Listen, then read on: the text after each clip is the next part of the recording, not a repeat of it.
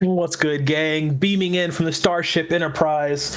It's your boy, Beautiful Crow. I got DPC Freak with me. It's AEL, Aegis Executioner League. Final week of the regular season. How you doing, fam? So let's take a look back at real quick. When did we start? Way back in the lovely month of February, in February 12th. Yep. We started the very first week of the split. Now here we are, week 8, casting one of the teams we already had, or both teams, but like one of the teams we did in the first week, Strawberry Ira, as a matter of fact, and they are going to be versing Stasis Gaming tonight. So looking forward to see how these teams have grown since we last saw them. This is for the final spot of playoffs as well. Yes. So there's everything on the line tonight. So they have to perform to their best. Yeah, they're fighting for their lives. It is do or die time, quite literally, here for both of these teams in Stasis and Strawberry. As you know, in AEL, we do the 4th and 5th of each group across against each other to make sure who gets in. So if you're looking up at the standings and wondering why are these two teams fighting each other, they're in opposite divisions. That's why. So, but this is the last spot for playoffs. This is the decider. This is do or die. You got to give it your all. And we know both of these teams are capable of, getting that dub. This might go the full series. It might be a long night. So go ahead and strap in. Make sure you got your drinks ready for you because it's going to be pretty hot. Yeah. Stay hydrated the whole time. That goes double for us as well. So we're going to have that going for us. But if we want to take a look at the starting lineups, we can start with Stasis Gaming. Haha, I called it right. I was actually just like, I don't know who we're doing first. Just kidding. So Stasis Gaming, Genesis. We have Adrenaline in the top lane, Randy Orr in the jungle, Poppy in the mid lane, Mateus and Very Wet in the bottom lane. This team, if I remember correctly, we cast them in week 5. They ended up losing to Sinister 6, but to be fair, Sinister 6 was the top team in the group. I believe they still are, in fact, the top team of the group. Yeah, 501 records. So they have all these things going for them. And this team, from what I remember, they looked good in one of the games against them. They played really well. So hoping to see what happened since that time. And their opponents on the other side, Strawberry Ira. Yep. Strawberry Ira coming in at the 3-3 with Spookbird in the top lane, CJ Lopez in the jungle, Vincent in the mid lane. We got May running out that bot lane, tag teaming it up with Loveless. And honestly, it got to be lovely if they want to try and take this game. Ooh. Yes. All right, so that pretty much covers everything for tonight. We're gonna go ahead and start off with the draft. As you can see above our heads, we're gonna have Stasis Gaming on the blue side, and it's gonna be Strawberry Ira on the red side. I was looking through a couple of their games from the split, and hold on, we're getting a request. I think. Can you say my Japanese name instead? It's Yuri. Yes, we can. Yes, we can. Appreciate you for that one. All right, so starting off hot with the picks and bans, we have Vi as the first ban, Ashe also being taken off the table, which makes sense.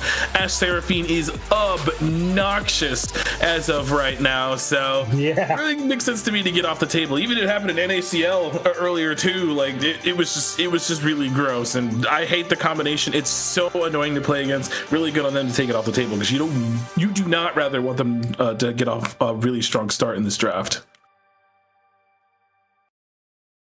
Yep, correct. And immediately get rid of the Renekton as well. I mean, Renekton's just he's Big Daddy Croc on campus. It's a very safe blind pick on top lane. Can also be flex mid lane, as we have seen a few times. I'm gonna go and get rid of that as well. So Corky, not having him in any shape or form. You do not want that available. But nice bans coming out from the side of Ira as well. Getting rid of the Unara and the Ambessa here. Ooh, we're starting off with the Rumble off rip too, so I wonder what the response will be. This is blind, keep that in mind. Now, typically we'd see the Aurora that's picked into it, but I don't think that's something we'll necessarily see in this series. We might get something like a Scion or an Ornn if possible, just kind of some extra beef line to kind of give themselves a little bit of advantage on some of these later fights. But it looks like they're going to go ahead and take their time. Maybe they decide to slap bot lane right now because there were a lot of 80 carry bans, as a matter of fact. I think it would be a little early to slap it, but I think we just get the response we want into the Rumble right now. But it looks like we might be going, oh, are we going to do Nocturne Oriana? That is open. Hold on. It is open. It is a possibility. I mean, we've seen it before. I would not be too surprised if it does decide to come out here, but taking their sweet time, winding down that timer all the way before they make a decision too. So we are watching Straff. And it is... I know CJ Lopez. the other one. Okay, wait, interesting. Hold on. The Galio pick. Okay, so we're gonna go ahead and go with the Galio pick instead. Interesting. I'm actually surprised we wouldn't just take the Nocturne, but at the same time, this can be a flex pick, I would say. It could be Galio top. It's most likely Galio top, that is. It could be support, but it's not that likely. But a really strong top side so far, I would say. I think unless Stasis Gaming kind of take the Nocturne here, they might go Zinzao instead, if that's the case. I like this weapon a lot from Stasis. Yeah, getting with Talia. Being able to match anytime you have an opponent with... a global champion, so to speak, a Nocturne, a Galio, the Shin, whatever, you want to be able to match it in some form or fashion. And Talia's very, very good right now. So why not pick her up if she's open? Because, normally we do have that pick. Is it going to be the Ori? Is it going to be the Galio? Is it going to be Talia in mid lane? In this case, they happen to have both of them. So now we can get the Talia grabbed up for Stasis as well as this Ezreal lock-in. Yep. Gonna go ahead and hold on to that too. Okay. Ezreal is going to be the lock-in for that one. So that's a really good AD carry taken off the board. We might see the Karma get banned away later. You're excited about something. Oh, there it is. Okay. I knew at some point it's like it has to be coming. Right. We're slowly drafting Exodia right now. Like, we have the Orianna, good. You have the Galio, even better, because Ornn is the other option.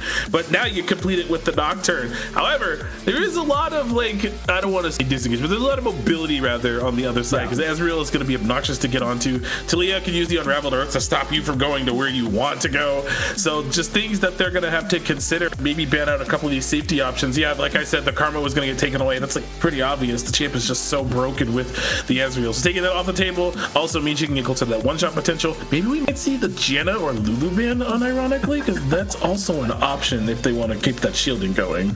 Yeah, taking out the Braum, I love that. Braum works so synergistically with Galio and with Nocturne, so making sure they don't get that, wonderful Frostbite passive going as well. So Seraphine gonna be banned out, even though Ashe is already taken off the table, Yunara taken off the table. Let's just go ahead and keep both of those enchanters off, the Karma and the Seraphine. And also looks like Lulu will be taken off the table as well. They don't want any more shields, they don't want any more healing, they don't want any more growth, so they want to make sure that goes by the way. A lot of support bans here, so now it's like, who's left? What are we doing? Do we just send it on a Nautilus here? I would say that's a lot of hard CC that they would have. Maybe they pick Nautilus because there is already a lot of lockdown, I will say, but might as well just add on to that lockdown as well, because you have plenty of damage in Orianna. And okay, Kaisa get into the fight, actually. I like that too, as a matter of fact. So that's something that can get you into the fight, a nice scaling hyper carry as well. Now on the other side, I would imagine that since we see the Kaisa, we're like, okay, they're going to want to be into the fight, so maybe if we can draft some kind of anti-dive at this point, which then again the Nautilus comes into play, so there's that as well. But they're definitely going ahead and thinking about this, but I'm kind of leaning towards that Nautilus. Oh, Rel, that works too, actually. Yeah, okay. Thanks, fine. But it's kind of interesting just because you see how much dive and engage that Strawberry Ira have, with the Galio, with the Nocturne, with the Kaisa. So they're going to try and match that a little bit. It's a little... Okay. I don't see... Okay. I understand. Okay. I understand it now. Okay. You understand it? You like it? Okay. You like it. So the Mundo is going to be the next pick that comes through. It's a lot of beef, honestly. They needed something to kind of come in with the row. So with that, we have one final support pick left over. Again, I'm still vibing with something like the Nautilus, if that's the case. You can't pick you can't pick Alistar, or no, Alistar's still up, so you should pick Alistar too. That's another thing that can keep the Rel away. But ooh. It's the Thresh, man. I was not ready for that. I wasn't ready for that either. I was like, okay, yeah. Thresh is pretty good right now. Like I said, when you take this many supports off the table, you kind of have to default. If you look at the list of enchanter supports, how we're still up. Emilio, not the best in this situation. Renata, hard maiden. She kind of gets caught out pretty easily. Janna, nobody's playing Janna. Although I would have liked a Janna in this situation. I would have liked a Jan in this situation. But going in with the Rel instead, they're hard committing. These two teams are going to be fighting, and there's no room for error on either of these compositions. If Strawberry Ira fall behind early, it's curtains. Stasis gaining, they're not able to get off the ground, curtains. So it's really, well, I mean, then again, we do have to remember Adrenaline on the Mundo, or sorry, Randy on the Mundo. Was pretty well on, if I'm remembering correctly. I do believe it was that series against Sinister. I think that was the game that they won, yes, if I remember correctly. That was all the way back in like week 5, I think it was. Yeah, week 5. But we'll get more of a confirmation of that later on. But I like both of these drafts. There's a lot of lockdown that has to like layer correctly for Strawberry Ira, and if they can definitely like burst out some of these members, Kaisa can just do the cleanup and they'll take this game. Stasis Gaming, on the other hand, like you said, just don't fall behind. As long as they don't fall behind and kind of try to accelerate their leads as quickly as they can, then they can take over this game. This level 6 of this Nocturne is going to matter, and that is where we will have to like kind of watch a little bit, is where is that first Nocturnal going. I'm expecting it to go maybe bot side, because we want this Kaisa ahead, but it's going to be hard, especially with the Rel. So we might pivot that to a mid gank, to go after a Talia, kind of burn that flash early, and then kind of abuse that advantage from there. I wouldn't be surprised if it hit top lane. I'm going to be real. Just go ahead and keep that Rumble as low as possible, as majority of the time as you need to. It's very scary. Like I said, the first level 6 for Galio Nocturne combined. Remember that. That's the whole thing here. Like, we talked about the first Nocturne ultimate being very important, but he also has Galio diving on with him. So that is one thing that you do have to watch. And who would be the most susceptible to getting ganked like that? It would be the Rumble. So I looked back to as well. So Sinister 6-2 Stasis Gaming. I guess he did not play Mundo in that series. In that series, he played Jarvan and Wukong. That's what Randy Ora played. So this is on the Mundo this time, which is kind of a different look from what we saw before. So we'll have to keep an eye on that, see how that goes. But for now, we're going to go ahead, get a little bit of a less of a yap break going on, and we're going to go ahead and cut this to a break. So when we come back, we'll be on the Rift for Game 1, and everything is on the line tonight, so don't go anywhere.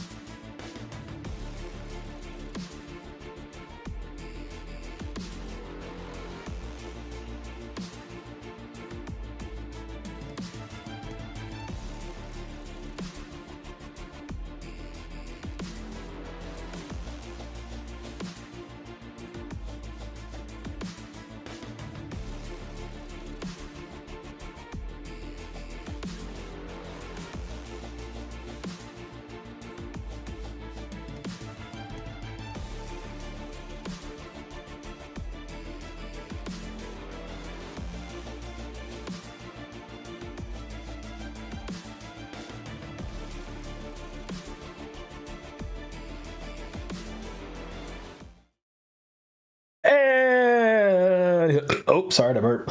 Here we are, guys. Game number 1 between Stasis and Strawberry Ira. I am your wonderful pilot, Beautiful Crow, with my co-pilot here, DBZ Freak.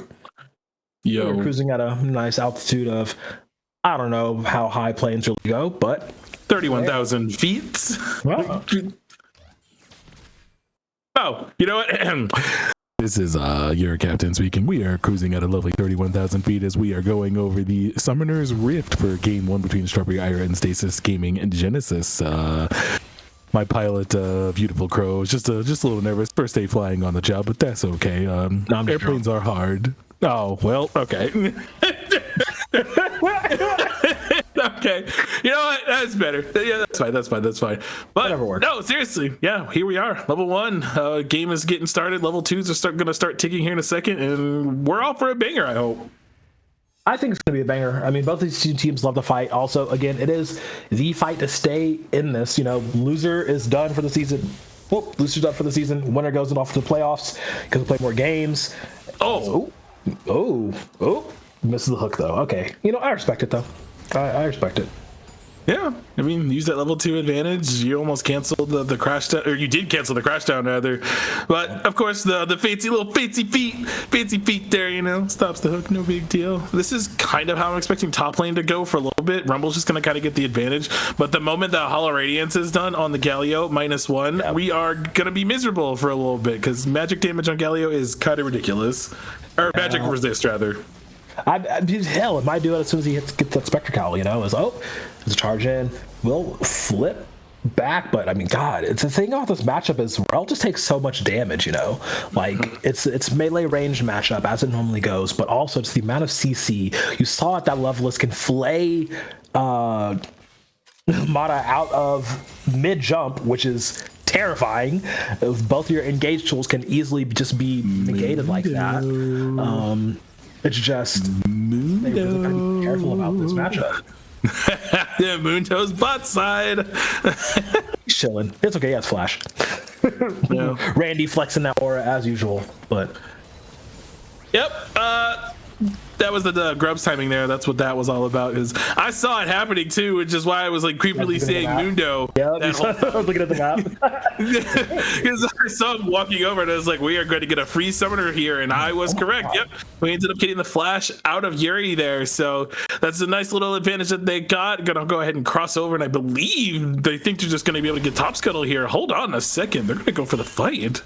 Or he does have his flash available. He's going Flash Mundo this game, not Ghost Mundo, as you know a lot do. But I mean, oh my God, Poppy, run! A lot of low health bars on the blue side. Stasis not looking in a good spot here. The taunt does land, and the charge in. That was an easy secure, and all it took was a magic cloak. That's crazy.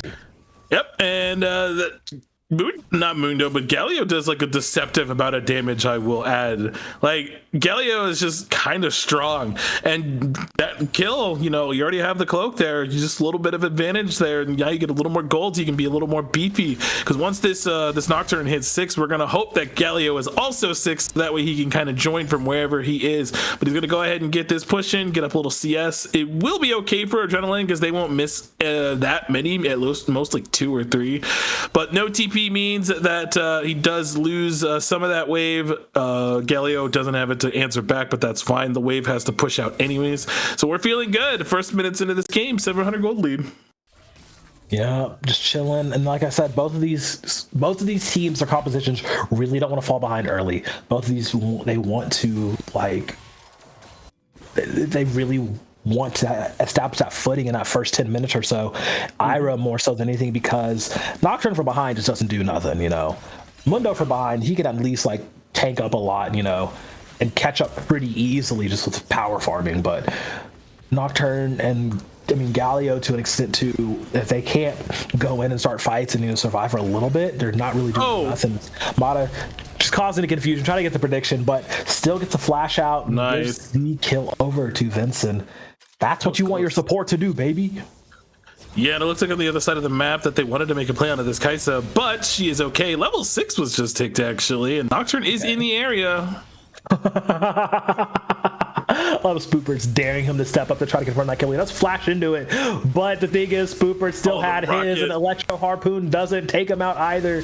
And now he's on to CJ Lopez, who will be able to tank up a lot of this. This is in the mini wave, but it does not matter at all. So he's going to get that kill finalized. As Windows and bot again, and Loveless, you're only a Thresh. You cannot stand up against a Might of 3.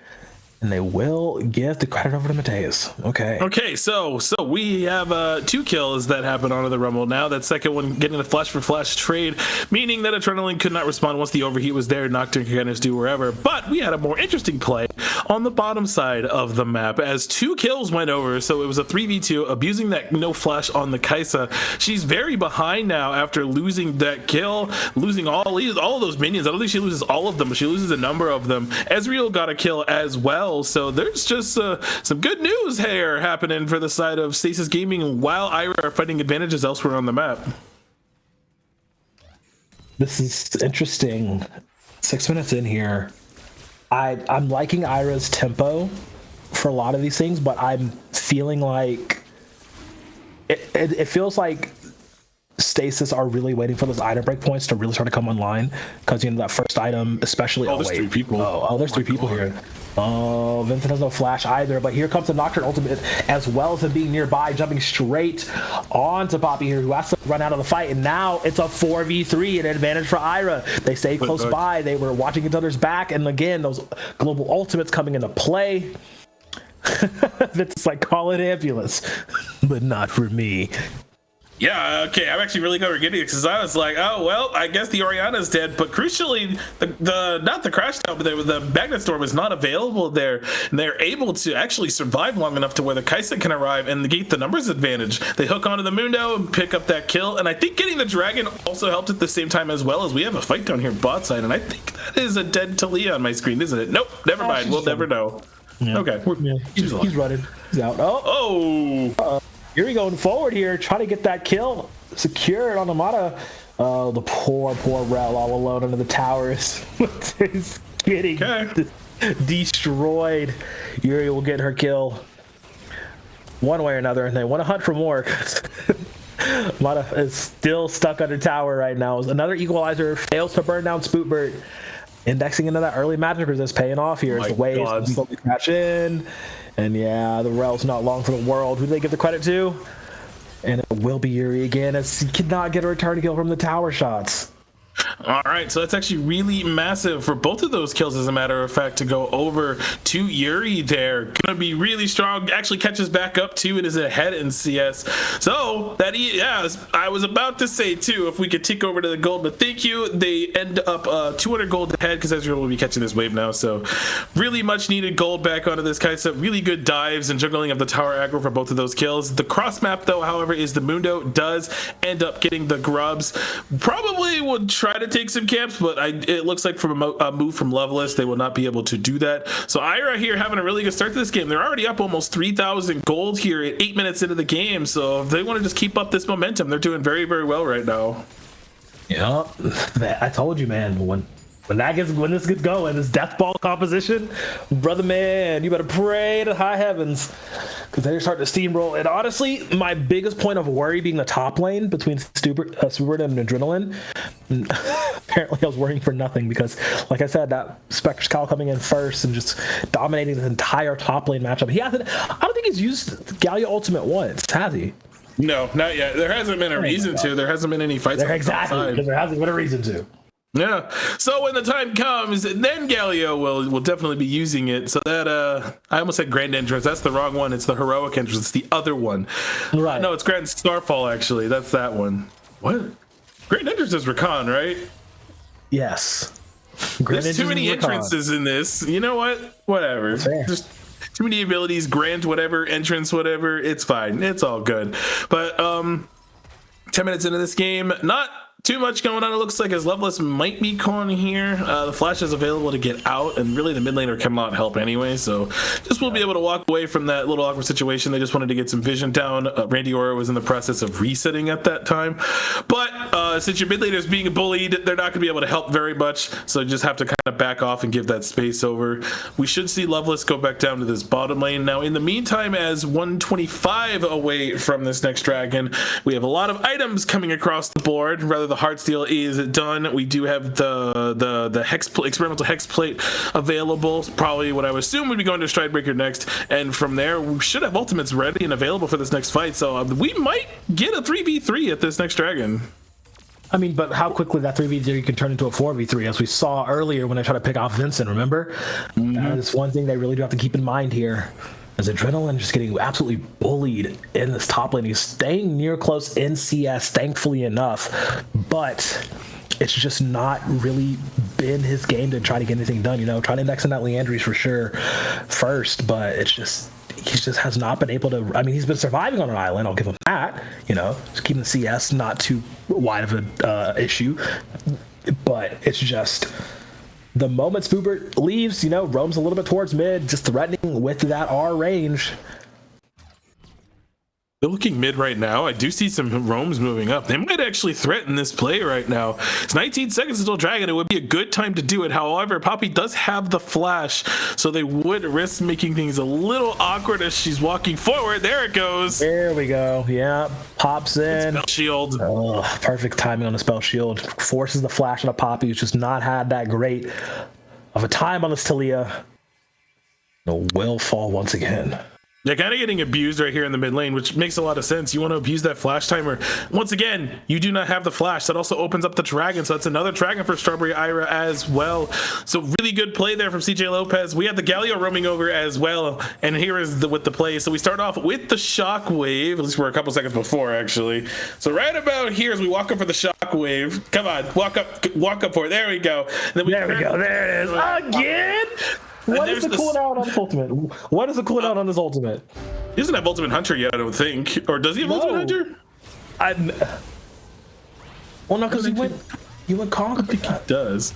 He might not have Ultimate Hunter, but either way, level 1, and I think even with the Hex Plate, it's almost off cooldown right now. It's like almost 3 It's almost off cooldown already! What is this cooldown, bro? No! Okay. We need to investigate right now. Marcos, we need the Doctor to get the timer. Oh my god. 86 seconds? Wow, that seems fast for some reason. No way. Okay.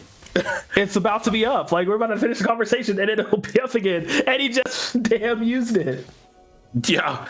Wow. Okay. So, really good call here. 86 seconds on the shockwave as well. So, whoop, that is almost also available. We're getting really dangerously close here. No flash on Poppy. All it's going to take is just the ball get in range, and it's the immediate death screen that we're going to be looking at. Now, there's also a universe where CJ Lopez is like, hey, I know you have no flash. I'm just going to come there again. And I do have flash so I can get out. But this is a really smart call here. You know, just kind of keep poking out, keep poking and prodding. Talia has the TP. She will come back into this lane. I do think Randy Orr has to start kind of moving onto the map right now, but it's like it's kind of hard to because his lanes are being pushed in and his opponents are not his teammates are not strong enough. But we got a hook here bot lane, did not get the flay. Another combo here onto the rumble. We have some movement in the jungle right now, it looks like. See the pings in there, they're meeting. It's a 2v2 Dosino. Spoopert wants Adrenaline's head though. Does have the ignite burn onto him. Equalizer does land too. Remember, he has haunting guys now. Should be able to burn him down here. One more tick should have done it, but Spoopert still does stay alive, and Adrenaline barely living away as well. Apparently nobody died in the 2v2. Oh, they stopped the back. Oh. Well, I respect it anyways, but that might be a dead rel on my screen now. Yep, that is a dead rel on my screen. Stun does go through, and oh wait, we get the trade actually, which is the 1-for-1 from the Ezreal, and here's the Mundo who's gonna walk in forward. Randy Orr should pick this up. Bot lane has unironically been kind of the weak point for Ira this game, but at the same time, the rest of the map's doing okay, where it's like, as long as they don't give over too much more gold, that they'll be fine. And Mundo is now here at a blue buff that's not his. Yeah, but he goes where he pleases. I don't know if he'll be able to get out of this one scot-free. I don't believe the ultimate is available anymore. So. Oh, the flash. Wow. Poppy? What? Oh, okay. I guess he knew the goose was cooked, so he wasn't even going to try to save him, but CJ just running the whole damn map. Absolutely insane. really, really insane. As that is a Rumble that just TP'd back to lane, I believe. The quest is complete, so should have that available. There's no flashes, if you remember correctly. As Spooper he doesn't have Equalizer here. though. He does have Flash if Adrenaline wants to follow through this. No, he doesn't once again. And you see the roam immediately coming up from Loveless here on this Thresh, trying to get behind enemy lines. He could turn the tables on this real fast. Hex flashes over. What the? One tower shot. Oh, man. Oh, this puts him in a predicament. He does have to take this fight. Just pop the W to get that magic shield. Flashes forward. Where are you going? He's trying to run to Poppy, who's on the way, but the great hook from Loveless. Equalizer does finally come down, but it's far too late. As that extended 1v1 turning into a 2v1 once again goes the way of Strawberry Ira. 11-4 here is insane.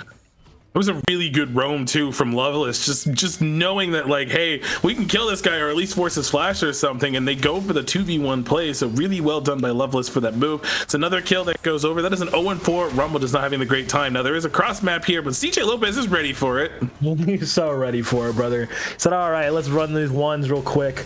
As Mundo's not really able to go where he pleases as much as he wants to. As there goes the Nocturne ultimate, which is on like a 30-second cooldown at this point. Vincent's on a killing spree. We do get Poppy getting a massive shutdown on a Spooper, though. That's exactly what he needed.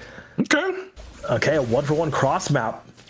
Finally, something in the pocket for Stasis. I don't think Spoopert reset that whole time too, so I think just a little greedy staying on the map. They were probably close to something, or they were able to get something. I'm not entirely sure, but that is first tower going down in the mid lane. There should be a trade for the other tower at the top lane. Just like, oh no, they're resetting actually, so maybe not. So just gonna lose that massive wave there, which I guess is fine. You don't want to overstay. You know Nocturne's gonna be back on the map shortly, so they go ahead and back off from that play. In the meanwhile, we do have Vincent securing that first tower, sitting at 3-0. Going back towards almost that second item, which is going to be the Shadow Flame coming up next. This is a strong Orianna. We have 10 seconds until this dragon, which is going to be Infernal Soul Point for Strawberry Ira if they secure this. And this is a really good look for them that's been in this game. It's just SGG haven't really had any answers, and I'm hoping that for this next fight that they're able to find one. Yeah, they're definitely needed to search through. I really wonder what the comms are like right now. We should do like a Call of Duty style listening mid-game. That'd be so good. But definitely scrambling for ideas on what to do here. Infernal Drake is still up, but it is very much in control of Strawberry Ira. There's no contest from Stasis. The team fight can be very, very potent for Stasis, but they have to fight on their terms. They cannot afford to fall into Strawberry Ira's trap at all. And it's just not time for them to do it yet. As now they are starting to do the ganking here, going straight onto Aura. I mean, Scoopert here, and yeah, they want to go and take down this Galio. They know he's, probably the weakest target. Oh, he's out! He's holding out the Vincent. I low-key, I was like, I don't know how he gets out of this, but no, Vincent was just on the other side of the map like, hey, just ult me, bro, and then immediately gets out of that play. Really well done by this team. It will lose the tower, though, on the top side, so they will get some gold back on the map. They gave up Infernal Soul Point, which I guess that's the better call because you can get a numbers advantage somewhere on the map, but it looks like that my Orianna is walking up here. Adrenaline is going to have to back off, but they might lose this tower in return. So kind of a bit of a nice little cross map to go back and forth. Oh, man. And I do like the proximity that Vincent and Spoopert are, sticking near each other at least. We're checking out the replay here. Is this heroic escape. Yeah, I just look at Vincent on the mini map, just moving into the river. It's just like, hey, bro, I'm here. And he's like, I'll be there in a second. And the flick back is down too. So you just send it out. That was really good play and really good timing. Super, super, super smart. Oh, man. All right. Okay. Let's see here. About 20 minutes in, Herald is now spawned. Let's see. Grubs went the way of Stasis, so they do have, a bit. I mean, honestly, this comp is a little bit better at sieging, just because the Talia and the Rumble causing, a little bit of difference. So there's something they can work with there, but again, once it gets to the team fights, when we get to the actual fighting portion of everything, Irish is so far ahead. Their on soul point is, oh god, Adrenaline does so much damage here. Yuri's in big trouble. Can't really. No, I think he's fine. Yeah. Okay, never mind. Never mind. That is a 2-item Kaisa plus a level 12 ultimate, so a tier 2 ultimate. So the shield's just a little bigger. A little bit bigger on their shield. Yeah, that indeed was close. It looks like they tried to do Rift Herald, but it timed out, so they didn't end up getting it. Kaisa and Galio are not here. They're at our numbers disadvantage right now, so this is risky. They want to try. Talia's going to signal out Vincent. They want to try to 1v1 this. Great Unraveled Earth pull as well. Yeah, Vincent, you're not going to be able to get the Galio back up this time around. They will secure that kill. A lot committed, but managed to get something back for it.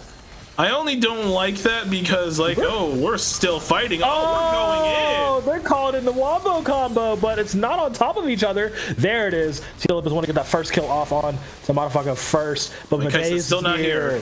Yeah, Kaisa just now arriving to the party, but way too late. I don't think she can turn this, and Randy can just walk her down. You're not going to be able to kill her and sneak your way out of this one, but they do get the perfect Winter to safety, barrier. And the True Shot Barrage does not kill either. Barrier and Flash both expended here.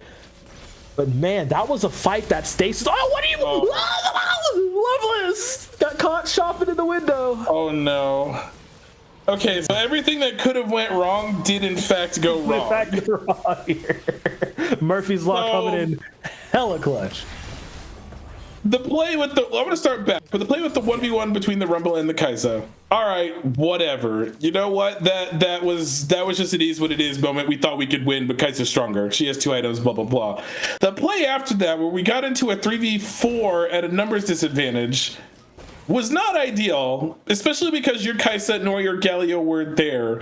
Your Nocturne is not going to do that much damage right now, not alone. And I do believe that Vincent was not in range for the Shockwave anyway, so they just needed to wait for the Kaisa there. Unfortunately, they gave over a lot of unnecessary gold, I would say, off of a massive mistake, and that pretty much puts SGG back into this game. We will see a fight for this soul now in the next minute, yes. So that's what we're going to be expecting. Yeah, that was a lot of gold transferred back over to Stasis. They needed that, and now you're looking at these gold differentials, closing that gap ever so slightly. 45 seconds tilt, this very, very important, like you said, Dragon Soul for Ira, and they need all hands on deck for this. They need everybody alive for this. Randy, look, we get it, bro. You have the aura. You can't keep walking up like that, though, especially with how Loveless has been playing this game on the Thresh. Get so much work done, but the damage is pretty equal, all things aside. I mean, we do have fully completed Muramana, fully charged up on Mateus, who's now starting to, get damage, get stuff on board as they will force them out of the river. There's no wards, though, for Stasis, so they're walking into this blind with us. We do get one down. Ooh, great Talia ultimate. They're caught on it too. But the thing is, we do have jumping in. The Wombo combo is activated. 4-man knock up into the back line here. CJ Lips is following fast. They will get the first kill on Adrenaline, and the next 2 bodies do drop from that because Yuri's in the back untouched. Poppy does manage to get something back, but it's a 1-for-4 at the end of it. And this is looking to be Dragon Soul going for Strawberry Ira. Wow, that was a triple kill that went over to Yuri as well. Unfortunately, did not get the quadra because Spooper took it, but that engage was good. It was right there. The Wombo combo was there. The Nocturnal into the Galio into the Shockwave. Well, Nocturne Galio, or Nocturne Oriana into Shockwave, as that Talia might steal this dragon. Wait, oh god! Okay. It was 1 rock away. Good attempt from Poppy, but yeah, they're fine. They get the Infernal Soul, they get it all, but yeah, let's get back to this engage. Yeah, and this engage right here was just really well done for the side of Ira. Just the Kaisa was completely untouched that whole time, where she could just dish out that deep that she needed to. Poppy the only one surviving. 4-for-1, like you said. That gets them the Mountain Soul, and that puts them right back in the driver's seat of this game. Yeah, that's gonna be a real hard one to come back from. I mean, we saw the inklings of a comeback for Stasis after that last big fight, and Ira's like, okay, let's not break formation, let's not mess that up again. Let's play it pretty straight, just simple front to back. I mean, with the dive though, that was the whole thing, right? CJ going in, drawing as much damage in time as possible, able to survive a bit because he did have those durabilities, because he was so far ahead. Then getting Spoopert, who has also been doing great this entire game, has had the Hollow Radiance.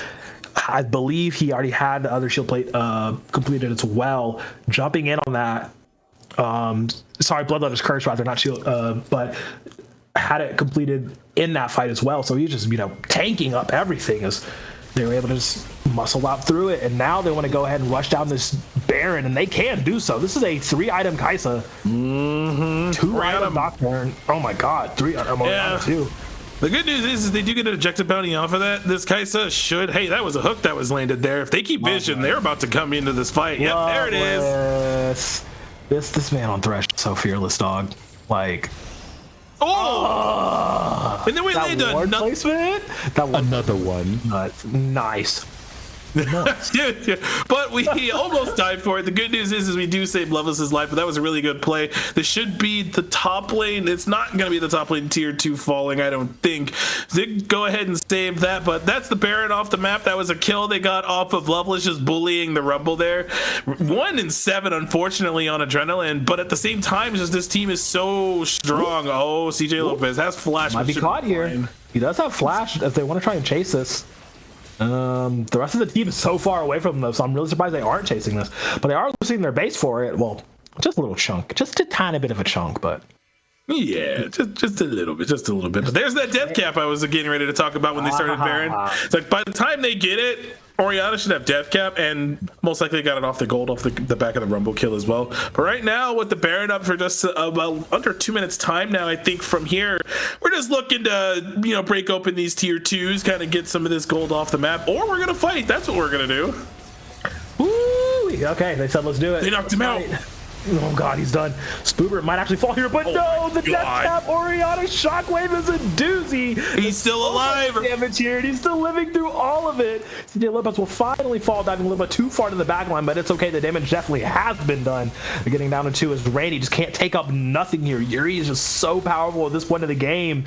They can just TP in onto this minion, the remaining bit of Baron wave that they have. They've taken down 2. They want to go for 3.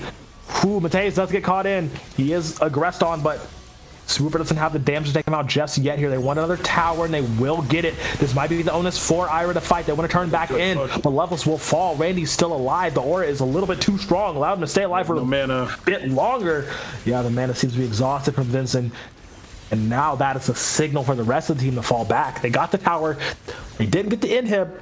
Oh, wait. Do they want to keep chasing this? Surely not. Stasis.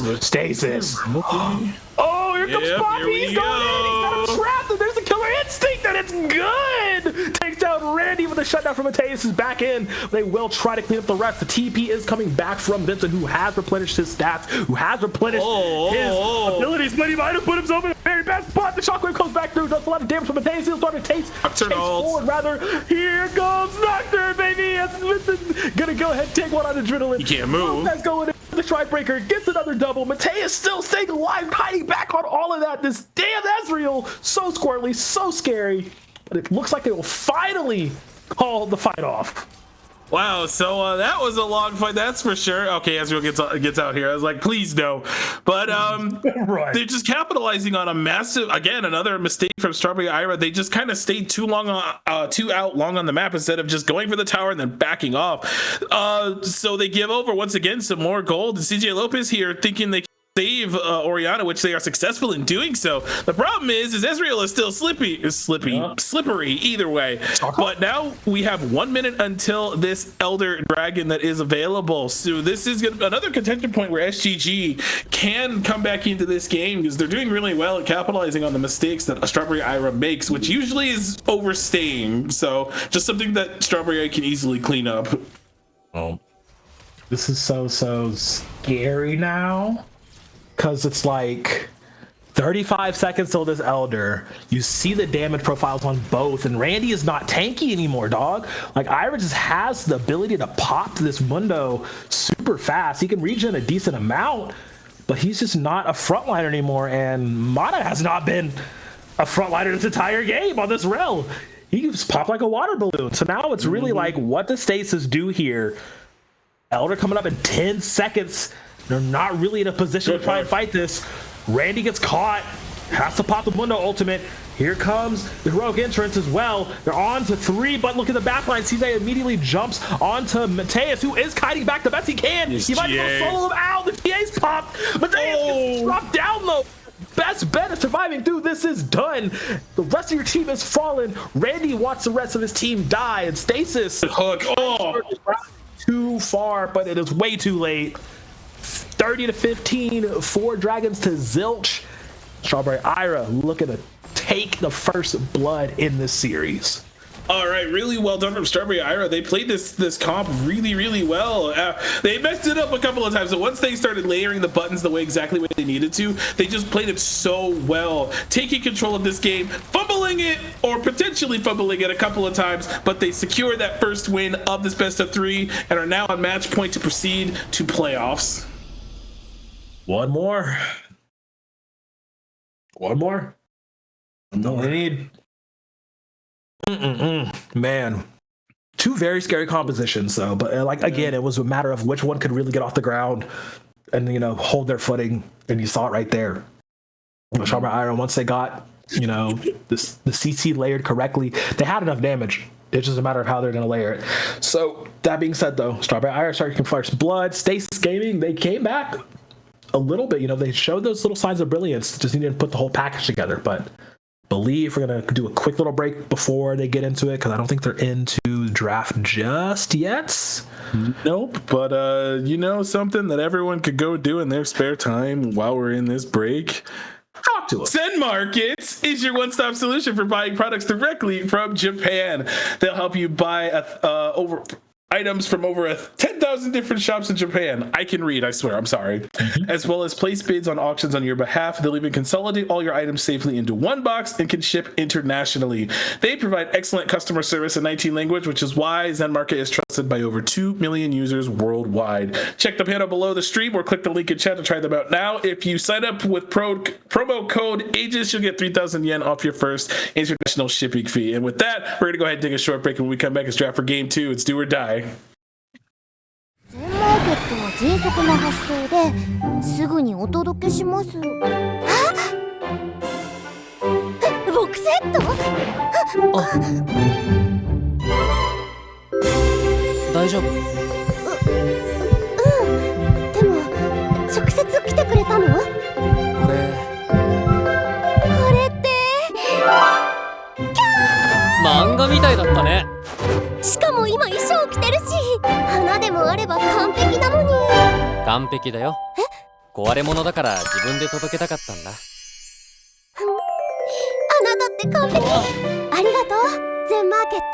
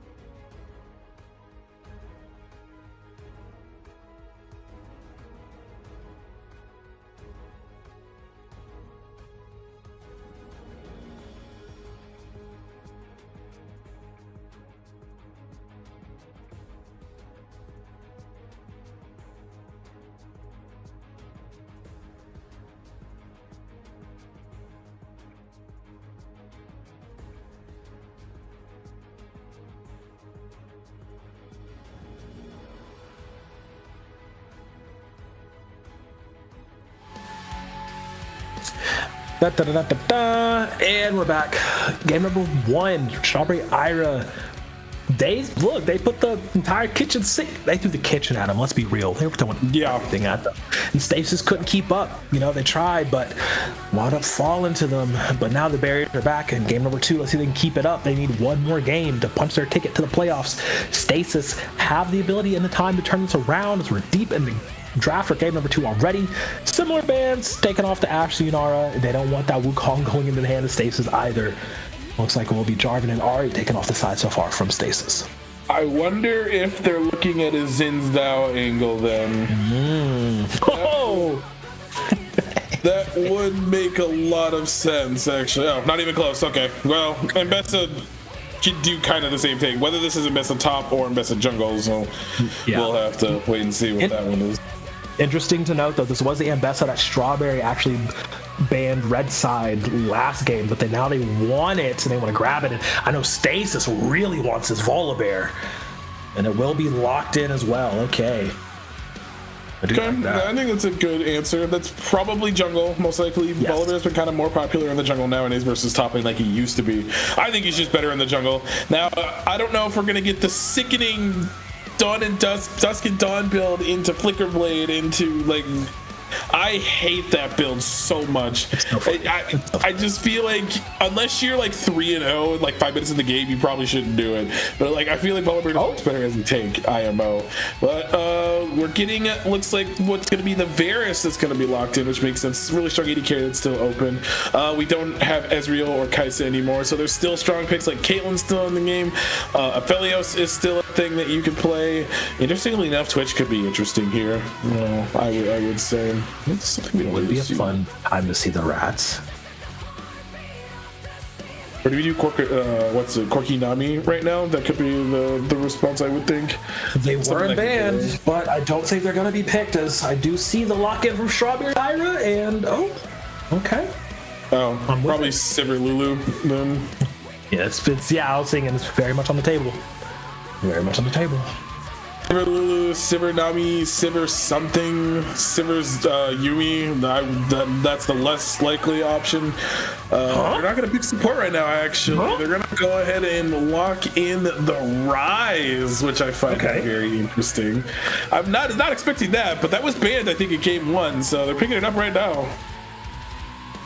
No, he wasn't banned in game number 1. Oh.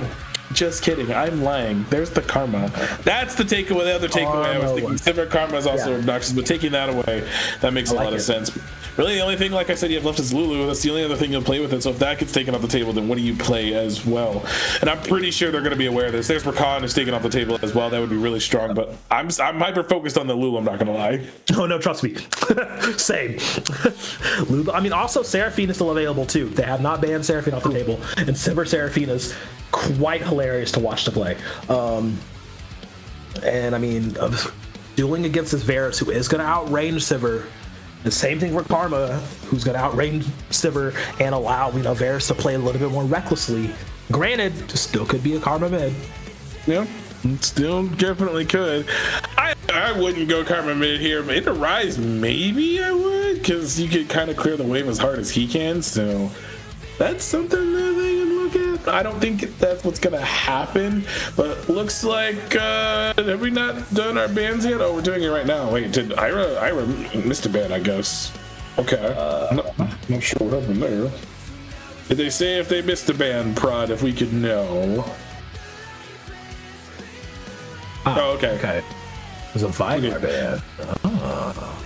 So what did they? So they picked Rise.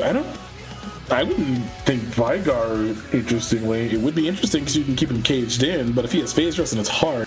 Xerath makes a lot of sense because if you kind of roam wherever on the map, you can use a Xerath ult to kind of assist from afar. So really good bans, I would say, from Ira. But now we have the R4. What are we going to R4? I'm not going to say anything. It is Karma mid. Interesting. This is Karma top. There's that tank Karma cop that. No, don't you? No, no. Okay. No. in my defense, I do want it to be Karma mid more than anything because that would be great. A lot of damage, a lot of poke. They already have the Varus, so more poke is fine, unless this is on hit Varus. But it kind of depends on what they pick top lane, if I'll kind of keep the thought process or not. It looks like it's going to be the Bard going with the Sivir, which I think is good too. Okay, I like the Bard. Brad has been having a lot of fun on the Rift recently.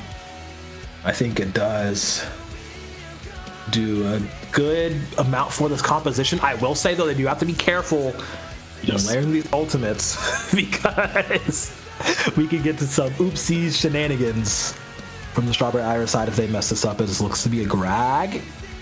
Wait. Huh? Yeah.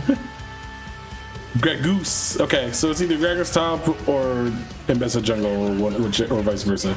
That's most likely what it will be. We'll find out in a second when they actually do client draft. But so I wonder what you do. Do you flex the matchup based on who you think's going up there? Gnar. Okay, they're gonna lock in the Gnar. I think that's perfectly fine. It works in either matchup. Yeah, it works well for either of the matchups that could go up there. I mean, it gives you another great team fighting tool. This Stasis, I love this Stasis composition. It gives you everything you need, and it's not too high on the execution barrier. Like, this is very stock standard pro level comp, whereas the Strawberry Iroh one is a little bit more tricky with all the variables going on. And I do wonder what Varus build we're gonna get. Okay, so that's the draft. Okay. Embessa jungle. I've seen CJ Lopez play this before. So I'm trying to think of where's the attention gonna go, and how do you avoid Randy Oro? Because if this Volibear gets ahead, it's gonna be miserable for this team. And I'm hoping this is a tank Gragas and not an AP, but anything can happen. I would assume Tank Gragas just because of Rise. No.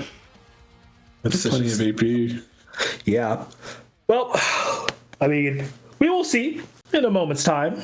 No. But for now, we're going to step away, let everything load up and get properly in its places. And when we get back here, we'll be in for game number 2 between Strawberry Ira and Stasis Gaming Genesis here at AEL.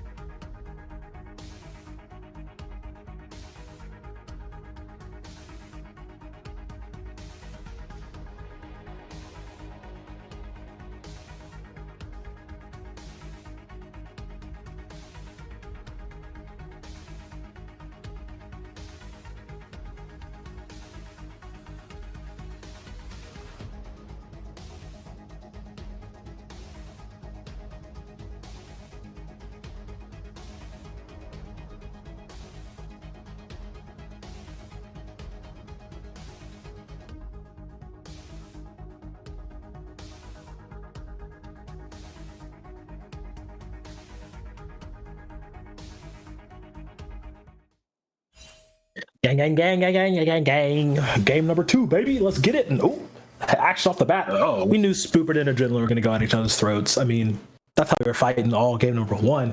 I got to see it right here again. And starting with the D ring doesn't really, translate too much. They might still index into the more tankier build. It did take Grasp of the Undying too, so that is a little bit of a telltale as well.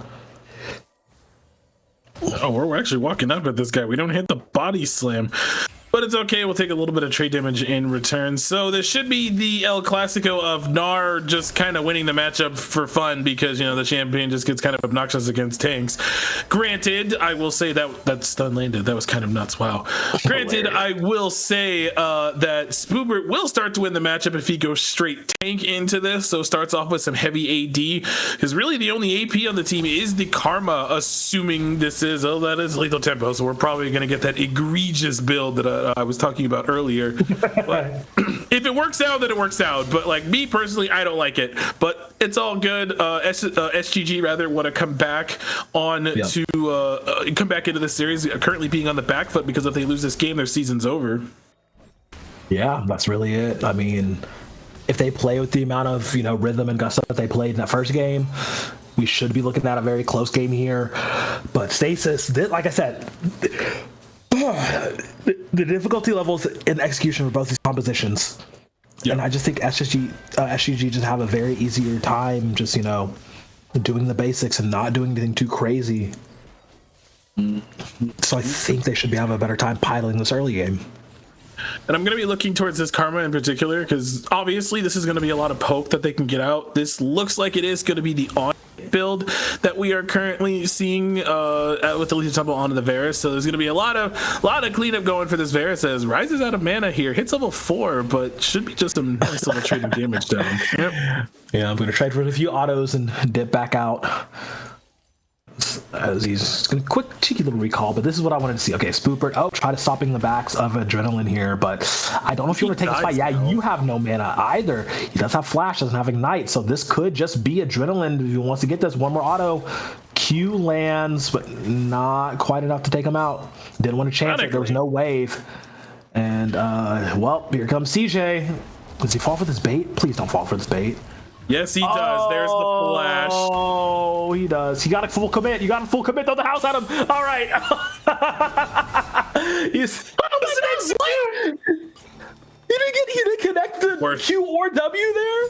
We're saying hashtag worth that whole thing. Worth. Oh my lord.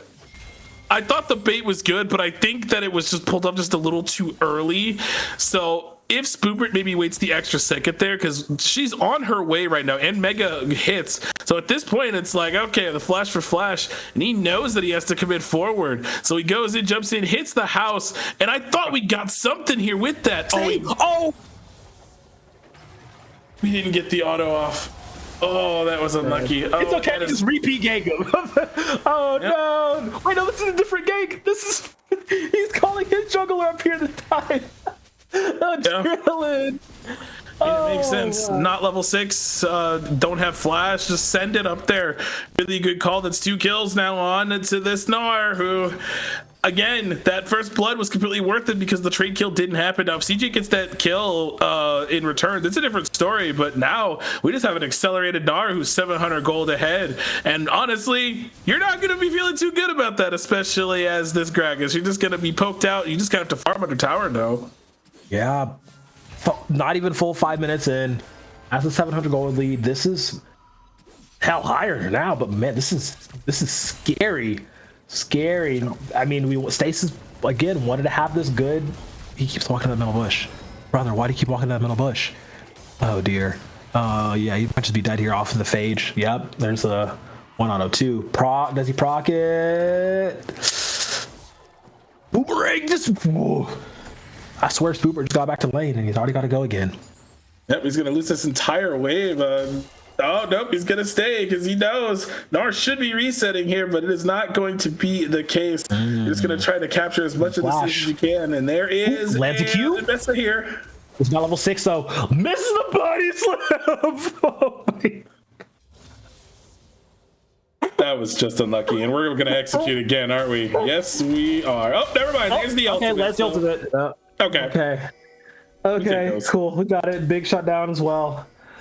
Oh dear. All right. Well, I mean, that's a kill. You take that. You're still 1,000 gold down, or you're 400 gold down now. You do lose the dragon, though, unfortunately. So there's the downside to all of that. So nice little cross-bat play that happens. A little bit of a reprieve, I would say, also for the Gragas, because he get an assist off of that. So there's some hope. CJ Lopez is going to have to be the one to carry this top side, because the Rise isn't going to be online for a little while, and the Sivir is not going to also be a factor for a little bit either. So it's really going to be up to CJ Lopez to press this game forward after getting that shutdown. Yeah. And one of the bigger things that we really got to see is this is a very scaling heavy composition with the Rise, with the Sivir. Hell, even Mbessa does take some time to get online for real. And because of those early kills on the Spoopert, who's supposed to be, you know, the tanky member of this team, because Bard don't build tanky.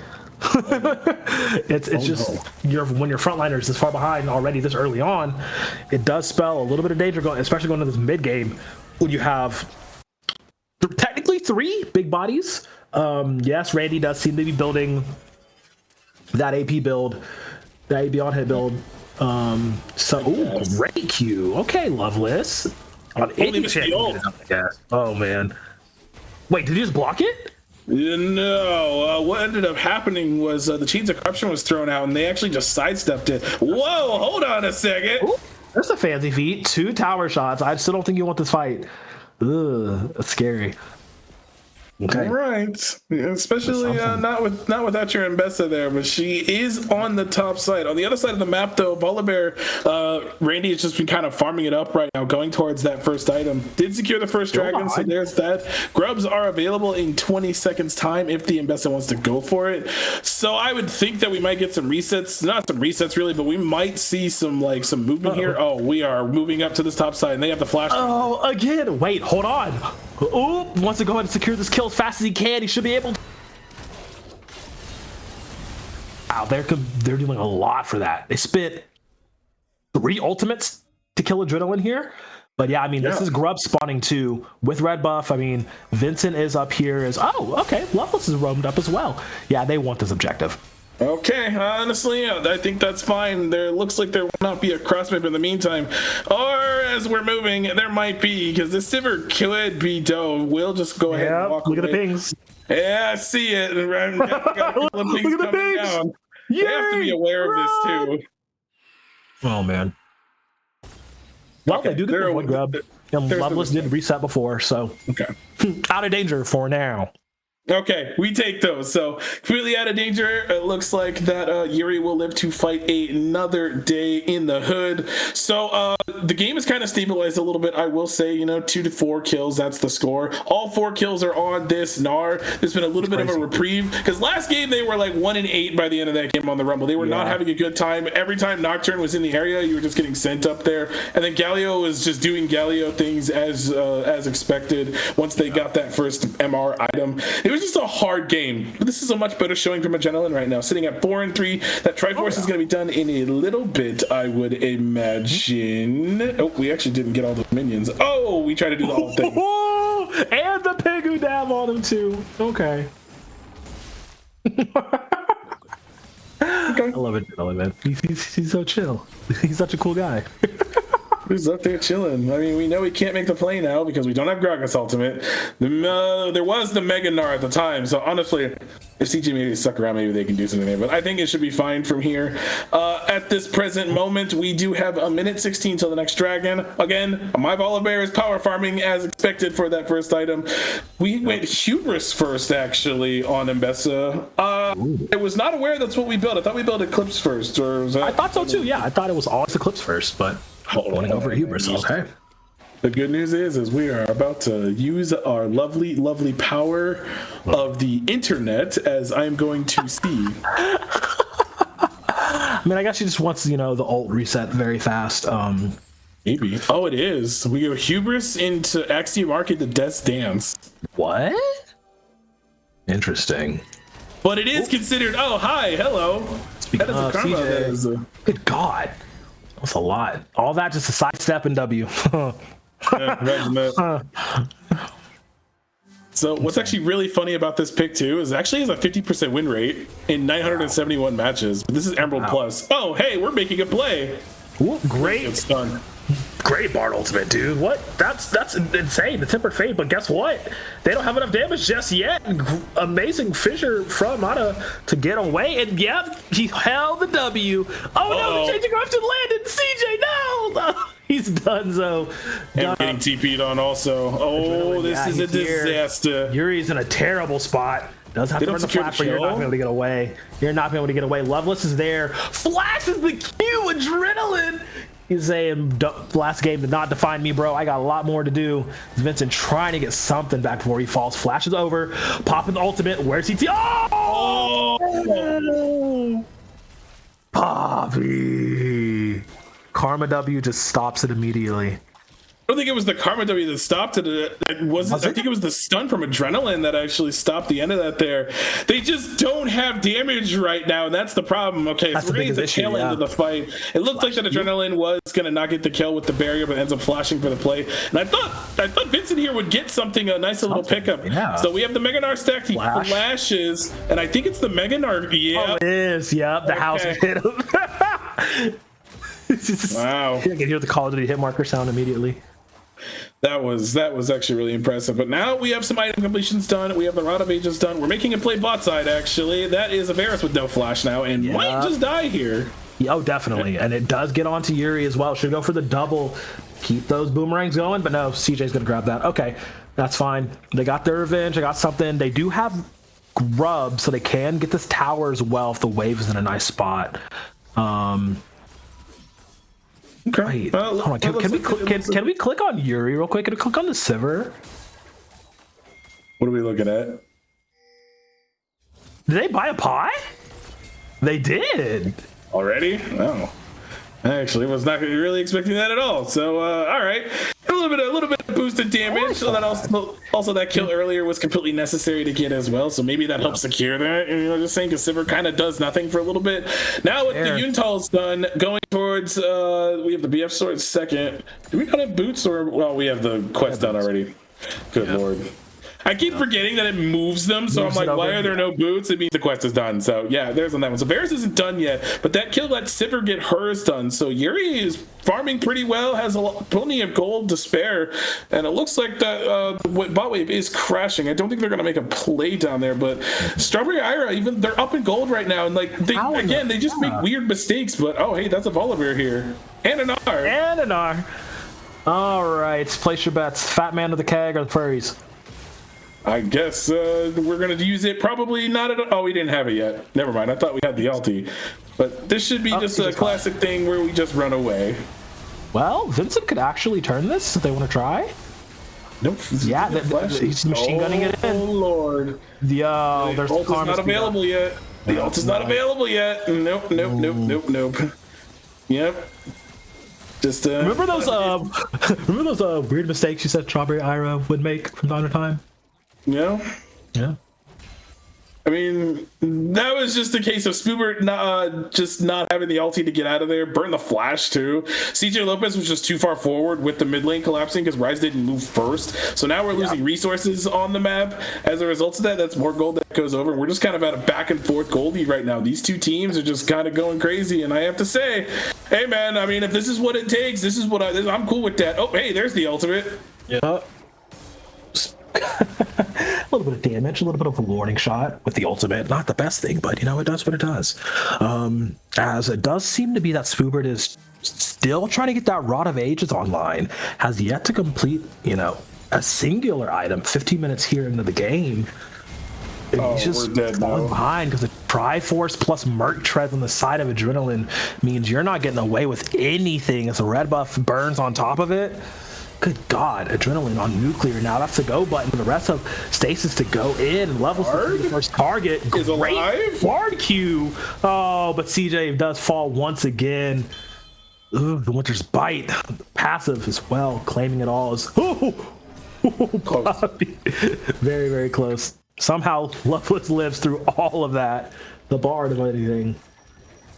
So things are just kind of going awkwardly. Just once again, Spoober just walks up too far. You just kind of can't do this anymore with that with the Triforce being done. You know, well, now you have the Route of Ages, but before you don't, your Sivir still has no damage right now, so there's really no reason to fight this. Yeah. I think we just run away and just kind of cut our losses here, but instead, you know, we just go down again. Our Rise can't move once again, so we just kind of have to cut our losses because it is a numbers disadvantage. But really good movement there from Poppy, having really good. Hey, that's a Bardo. Nice. I love that. Did allow them to step a little bit too far forward, so Poppy will be caught by Vincent, So but I don't think they have enough damage to burst him down. And here comes Mata as well, making sure they back him up. Loveless out of gas for a moment, but CJ once again being able to meet his team whenever he needs to, but unfortunately doesn't have the damage. Well, now with the Axiom, so Hubert and Axiom online for the Zambessa.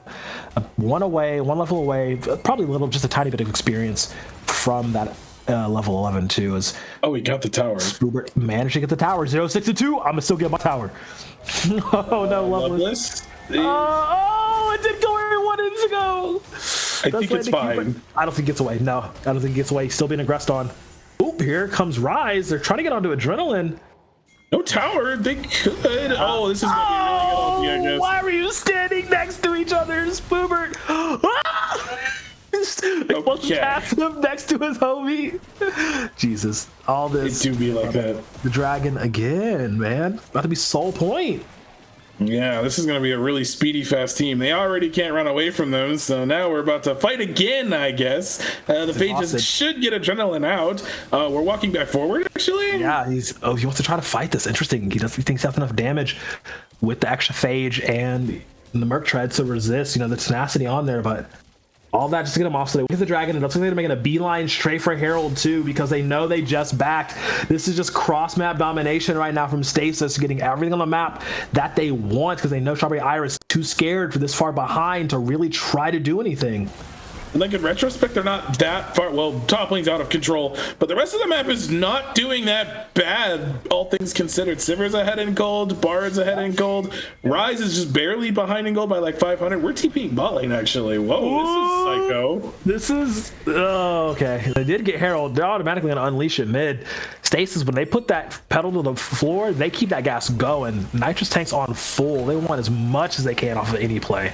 And get a big chunk out of that mid tower, which is actually the first time in a long time that mid tier 1 has actually been hit. It's crazy. Yeah. I mean, this is a really, really nice change of pace, I would say, for SGG. But it's also off the back of a lot of mistakes that Strawberry Ira is making, just staying too long, getting caught out, just moments like that kind of make it a little awkward. And SGG are doing a very good job at capitalizing on those mistakes. They did the same thing in the first game as well. It's just now it's like they have a lead. It's been kind of back and forth. They're kind of at a solid goal lead now of about 1,500, just under 1,500. So now that they have all of that, and the only thing they really need to do is just kind of keep abusing Spoobert. Don't let this Rise get online. The Sivir's going to get online no matter what anyways. Yep. So as long as they can keep the other two down, they make this game really hard. Don't let CJ Lopez find an angle. They should be on their way to evening out this series, but there's still a long way to go. There's a dragon fight in 3 minutes that will be coming their way. The Baron will be on the map in about a minute's time, and Spoobert is doing the thing again.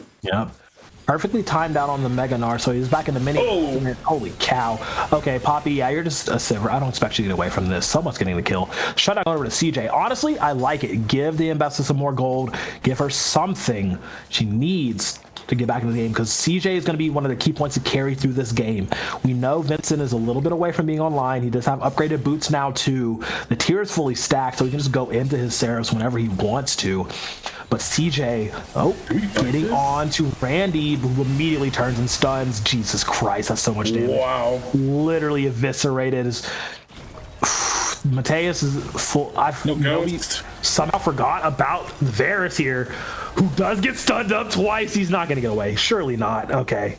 Randy makes sure he goes down. But man, Vincent surviving for a lot longer than I thought he would. I can't lie. We're still also fighting without our Sivir, in case anyone's wondering. We really need to not be fighting without her. See, there's a lot of damage that she can do. Not much. She's almost to the IE, but still, we really shouldn't be fighting anywhere where she's not right now. Let her be that DPS, because really, at the moment, all they really have is burst. And they're behind 3 dragons. There's a couple of levels they're behind as well, and now they're getting even more resources taken from them. It's like they kind of have to like chill out with this chasing when our main damage sources are not there. That's something I'm noticing that they do. Adrenaline has just been living in this jungle. Oh man, you want to go all out for this? Okay, public execution on there. Look at the burst, though. I mean, They're doing Adrenaline no damage to her. falling down. Yep. Once in mini doesn't get anything done. So that's actually 2 shutdowns back to back for CJ. Lots of gold going his way. So it begins. Wait, there's no way we go for this. Do we wait for the reset and then? Oh, now I see the play. He walked out. Wait, but there's no tower, so there's no problem. Q misses though. Ooh. I saw the idea. I definitely saw the idea. Unlucky though. So it looks like I closed that UGG thing. I probably shouldn't have, because I don't know what this build is, to be honest, because I'm not familiar with it. So it looks like next up is, what are we going next? That's another Dirk I'm seeing in the inventory. Where are we going next? We're going collector? No, absolutely not. No, that's why I was like, what? That's why I'm confused. Like, what are we going next? Dirk and pickaxe? Is Yomo's build out of that? No, right? No. I should know this, but at the same time, it's like I've never seen this build before on this champion, so I'm like, I don't know what we're doing right now. But it's pretty effective against the squishies, that's for sure. Yeah, It's good on theirs. Yeah, because like nobody's really building tanky, so to speak. They're building HP for sure, but the armor stats and MR stats are very, very negligible. As they are now stacking finally for this Dragon Soul. There's the explosive cast going in. Oh, they're still doing it. Okay, so they managed to get the Dragon off the table, but the Meganar is now active. Great. Wait, QSS? Was that a Mikhail's? Okay. It was a Mikhail's, yes. I was losing my mind for a minute. I was like, surely not. But CJ now has the onus. He has the damage. He's going on the back line trying to take down Randy, but the rest of his team is falling before him. They're trying to get away. He's winning back in the fight. He's good. Oh my god. Oh, the shield. There's so much damage, but the shield's so good. Mateus cleaning up everybody, but Yuri will take him down before he falls. But man, that VAR's got so much work done. Look how low everyone is. Vincent could make something crazy happen right now. No, he can't. He doesn't have the damage.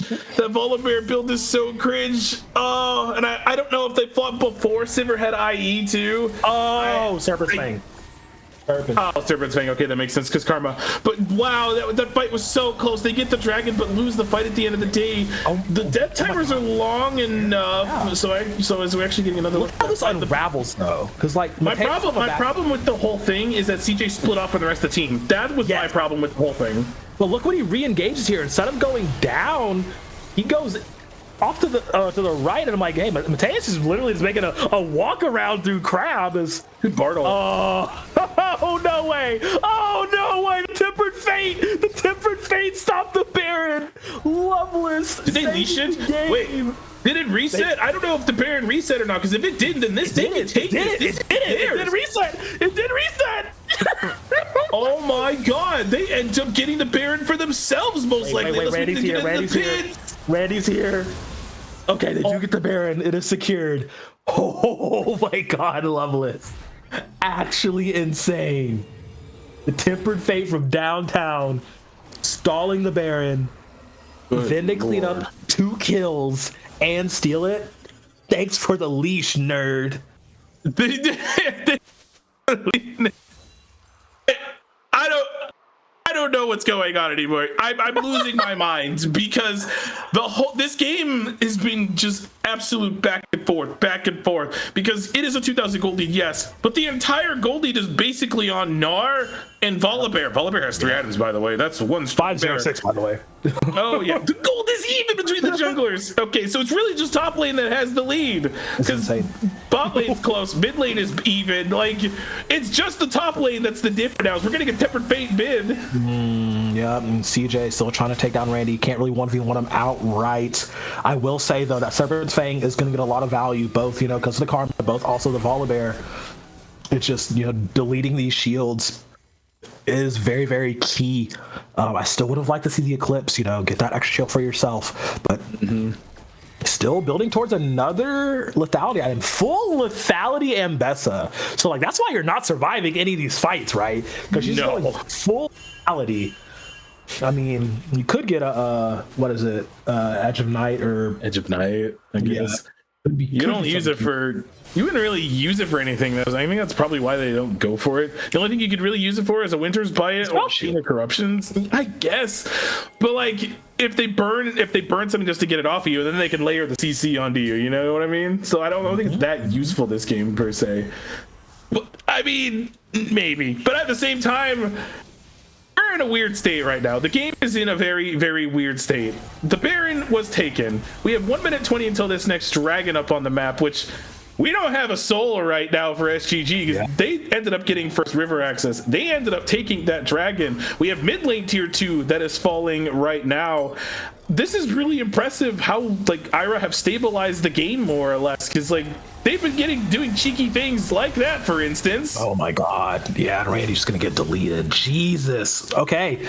Managed to survive, but man, that's why I don't like that Volibear build. You're just paper. You're a paper tiger.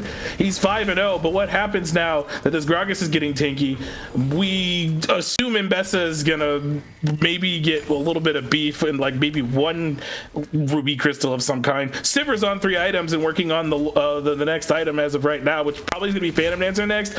She's very strong. 30 seconds into this dragon, and there is a universe where Ira maybe even takes this dragon as well. But I think they got a good use out of this Baron as well. They got a couple of towers. They got some much needed gold. The gold is now even. Dead even. This is insane. Okay. TP has been committed. Adrenaline is close to Gnar mega form. Oh man, this is scary. But Stasis does beat them to the river, and they are starting to clear out a lot of vision. This is good. They're going in. They're trying to get onto CJ. They know he's a glass cannon, but nice stun once again. Loveless putting in work overtime. Vincent is in a bad spot, and they're chasing onto him. Timberfake catches on the back line, though. Timberfake catches on the back line. Huge. Ooh, man. Still mini Gnar, though. Yep, CJ, they can't quite get onto him. He's now caught. Has to burn as much as he can. Has to get as much shield as he can, and he's dead. He's down. The jungle for Iris down. That could be the exact go button that Stasis needs as they're fighting a fight on 2 fronts. And Adrenaline gets caught out. He's in mini. He does get turned down. Yuri does have the damage now. Multiple items on this Sivir. Free hitting on the back line. Loveless does get a stun onto them. But they does step forward. Randy jumps in. Where's my rise? Auto. Oh no, it all comes apart at the last minute for Ira. Gets 2 split. Stasis clean it up. Perfect. This will be a well-earned soul for them. They have to fight as 5. They just can't fight split like that, because I'm not even going to talk about what's happening here. Look on the minimap. My Rise could not participate in this game. He's just off on hitting this bottom wave right now. And they burned the Mikhails the first time for that first Varus ultimate that came through. And they were just not able to protect that Sivir long enough. So she ends up going down. There's now Cloud Soul given over. We might be going to this next Baron, but in order for Ira to win this game, they have to play as 5. They can't fight split like that. Yeah, and that is the 3rd, 4th time they've been doing a team fight, and like either CJ's getting caught out or Vincent's just not in position. And like he does damage now. You know, we do have the max stack Seraph, max staff Rod of Ages. He's a little bit away from his 3rd item for sure, but he does a decent chunk of damage. It's just a matter of him getting caught out. Wow, that was the Ambessa ultimate. Okay. Whoopsie. In like 5 seconds. It's fine. Don't worry about it. Oh, hello. Spoopert. Great explosive cast, but he's not long for this world. Burt the Flash as well. Oh no. Randy now. Still hasn't died yet, I don't think. Nope. They have not. God. They're 8-0 right now. Okay, we have no Flash, we have no Ambessa ultimate, and we have no Cask. So 20 seconds till this Baron, and they are going in to play here. Oh, they're dead. Oh, wow. Look at that damage though that he pumps out. If Vincent could get in good positioning, he would be eviscerating everyone. If they would just play as 5, they would have blown people up in these fights. But they keep fighting seconds worth of splits. dragons, That's the problem. But Baron is a this should be their Baron. Let's lock in for game 3, to be completely honest with you, because I do think that SGG have finally broken the camel's back. This should be it. They should secure this and secure the game as well. This should be a defining goal lead for them, and it's off the back of way too many mistakes that Strawberry Ira is making in some of these fights. Yeah, they're panicking at this juncture of the game. 30 minutes in, it's just really, they can't afford any mistakes, and they're making all of them. It's only 3K gold lead, but this late in the game, gold leads don't mean too much. If they can farm the side lanes, again, we see how much damage Vincent and Yuri can pump out here. It's just they're not able to get to those spots. Okay. I like that. I like that choice. Man, this is interesting. This is like, I'm looking at everything and I'm like, Loveless can't get caught out. He stays getting out of position. I know Bard likes to roam, but like in this situation, you just don't have the vision, you don't have the information. As Spoopert and CJ Lopez are looking at this backline, daring them. What is this angle? It's a good explosive cast onto one. They want to try to go for it. Vincent actually popped the Realm Warp. He's in onto Randy. Now there's a good Mbessa ultimate in. If we can just go up just a the moment. Marisol was good. Dead. Oh god. It was an attempt. It did not go the way they wanted it to. It's on the Spoopert as well. This Gragas is just not tanky for it, man. And that's going to be 2 down. That's going to be 3 down. That's Yuri down. It's 4. Going to get the full ace as they just don't have the durability to get it done. And whoo-wee, Stasis getting that run back, getting that lick back, forcing us to a cider game number 3. 30-minute game, still super bloody. Yeah, it was a lot of fighting. And like, even though like Ira only got 9 kills, good God, Ira only got 9 kills, 10 now, I guess. But at the same time, there were fights that were so close that they couldn't secure kills for because they just didn't have the damage. Yeah. My biggest gripe on them is they kept fighting at numbers disadvantages, and their comp, it was like a 5v5, like we have to all fight as 5 type comp, but they kept fighting at 3 or 4, just not having every member there and just giving over gold when they didn't need to. Because there was that moment where I thought they came back when they stopped the bear, and I'm like, okay, we're doing something now. But then that fight in the river at that dragon where it's like everyone is here, 3 people are here, CJ Lopez is off fighting the jungler on the top side, and my Ryze is playing Tetris on their phone, not able to like participate in that fight. So just that's one of those things that I was saying that like that would cost them, is like mistakes like that. So they're gonna need to clean that up for this game 3, because now we're down to just 1 more game. That's all we got left. It's just 1 more game. 1 more game. That's all they need.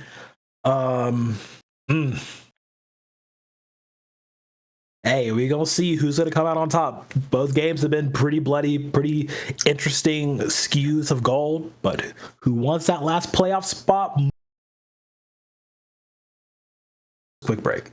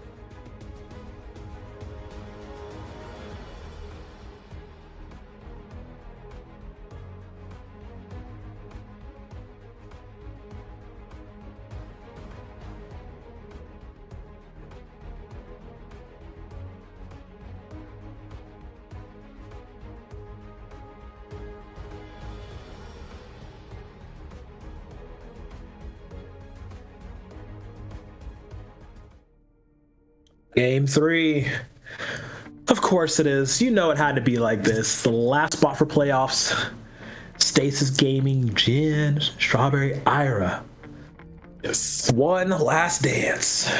Okay, so we're immediately getting rid of Corky and Ash. The 280 carries, I was thinking if they're left open, they're definitely going to be picked.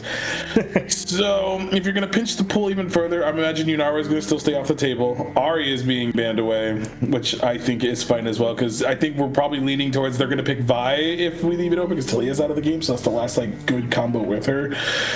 Now, I expect Yunara still to stay off the table.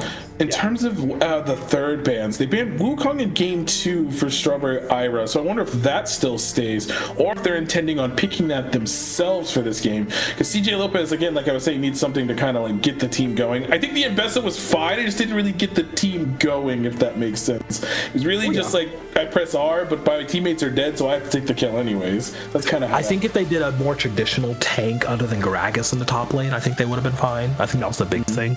The Gragas pick was just not it. But yeah, the Mbessa did fine, and they're actually, oh wow, okay, taking Ornn off the table. Interesting. Interesting. What are we thinking? There's the vibe ban, and that's kind of what I was kind of alluding towards as well. So now there's still Xin Zhao. I mean, we still haven't seen that yet. So there's this really good jungle pick. There's still Xin Zhao available.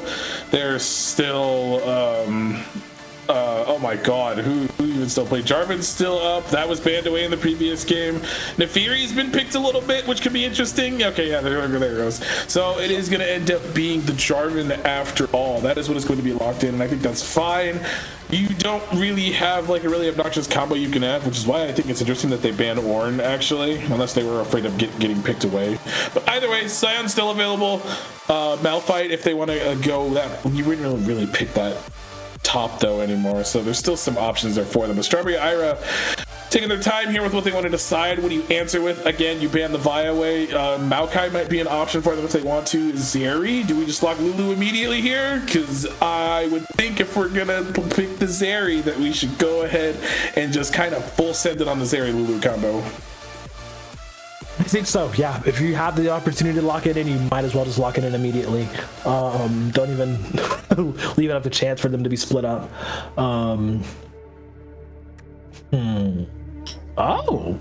Aurora. Okay. I don't know if I like it yet. Like, strong pick, but I don't know if I like it contextually yet. I need a little more to figure out if I'm gonna like this or not, because the pick is really strong.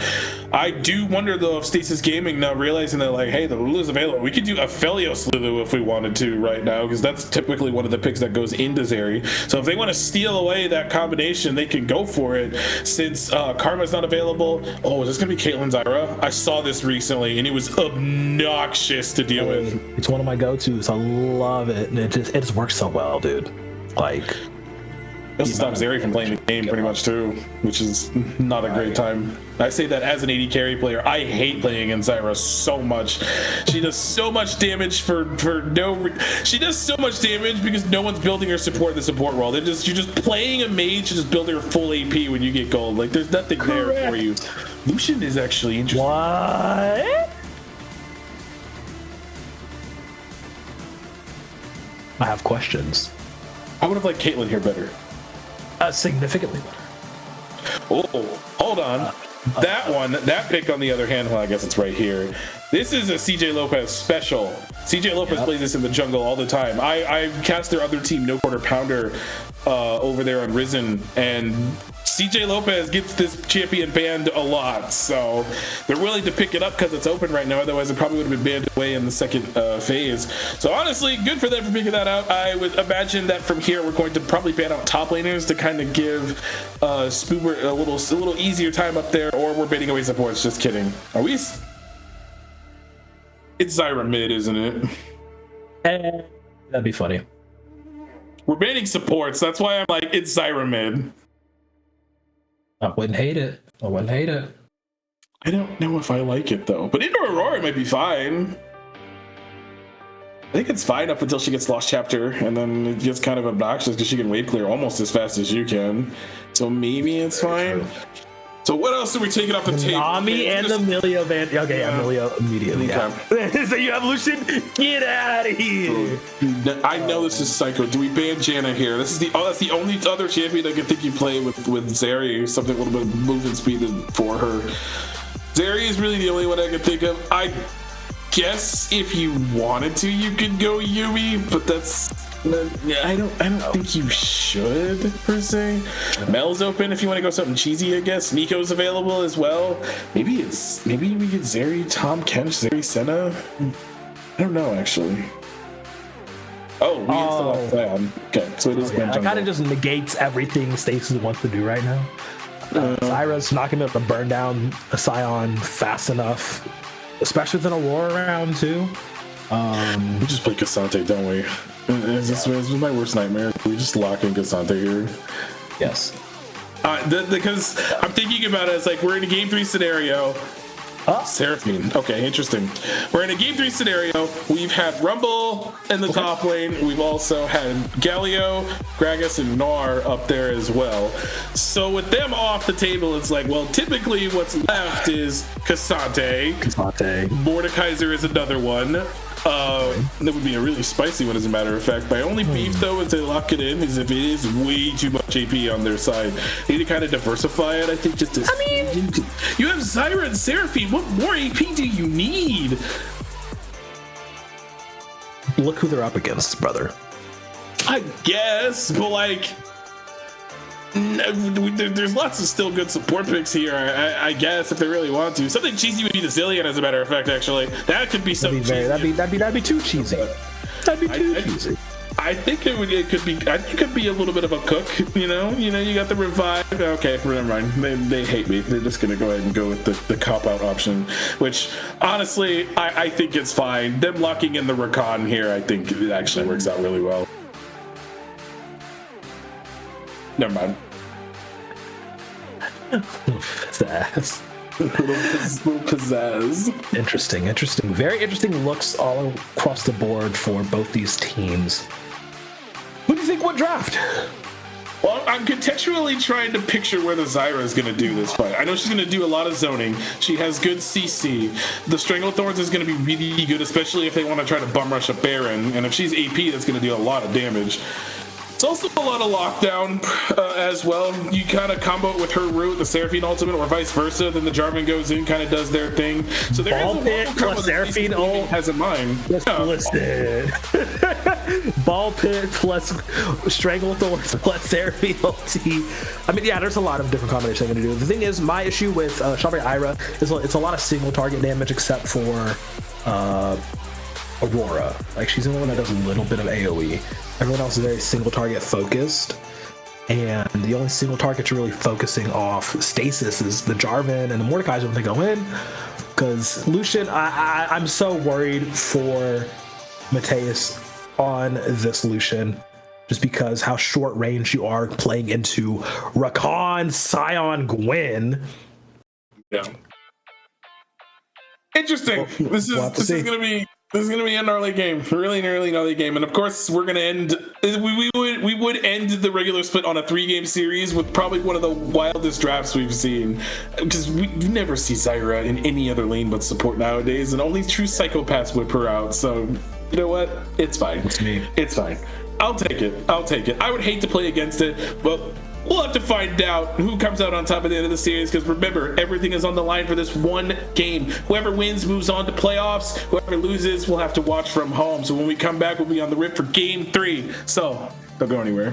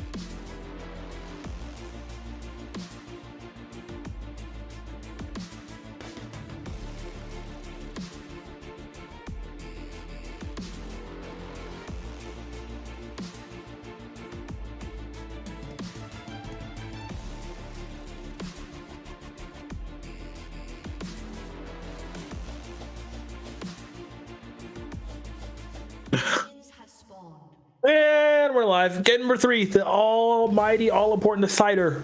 One team goes to playoffs. One team has to sit out for the rest. And let's see how it goes. SGG, IRA, Crow and Freak on the cast. All right, its composition is a little wacky, but some comfort on both sides. Let's see how it goes. I'm seeing a cleanse on this area either, because that's a lot of CC on the other side of the map, so I would have assumed we would go for that, but maybe they believe in the Mikhail's tech that comes through later, because a lot of supports have been building it recently, especially since a lot of teams have been building heavy CC. Now this mid lane pick, I'm really curious how this is going to go, because obviously, as we know, Zyra herself is a very, very annoying champion. Spawns plants, kill things in mid lane, really annoying, does a billion damage for no reason. We see it in the support role all the time, not so much in the mid lane role. So now, this is a very different look. This is going to be interesting as the resident Zyra enjoyer. Mid Zyra is very difficult to play. I mean, if they have like a consistently ganking jungler, it can be really hard to play. But because it's Gwen, who, you know, is a bit more telegraphed, has to rely on, you know, their mid laner for CC to really get the ganks off, you could play pretty handily. Going Comet is for more consistent damage, I suppose, as opposed to Dark Harvest or anything like that. Is, you know, something they're gonna have to deal with as well. But the team fighting is where everything should shine, if it all goes according to plan. That's the biggest thing with this SGG comp, is like there's a lot of moving parts that have to sync up for the team fights to go correctly. We're kind of gonna take a look right now, see what's going on in the jingle jangle. It looks like that both junglers started on the top side and will be making their way down here to the bot side. So we might get a little bit of a scuffle over this bot scuttle. Maybe Randy is aware of this and will kind of pivot towards that top side, or vice versa. So maybe we won't see anything at all. Now here in this top side matchup, this is pretty Mordekaiser favored to a point, but it is very annoying. Yeah, but it's very annoying. Early on, I mean, you really just want to wait, because Mordekaiser just doesn't really pump out that damage. The passive and the W passive, you know, are really nice.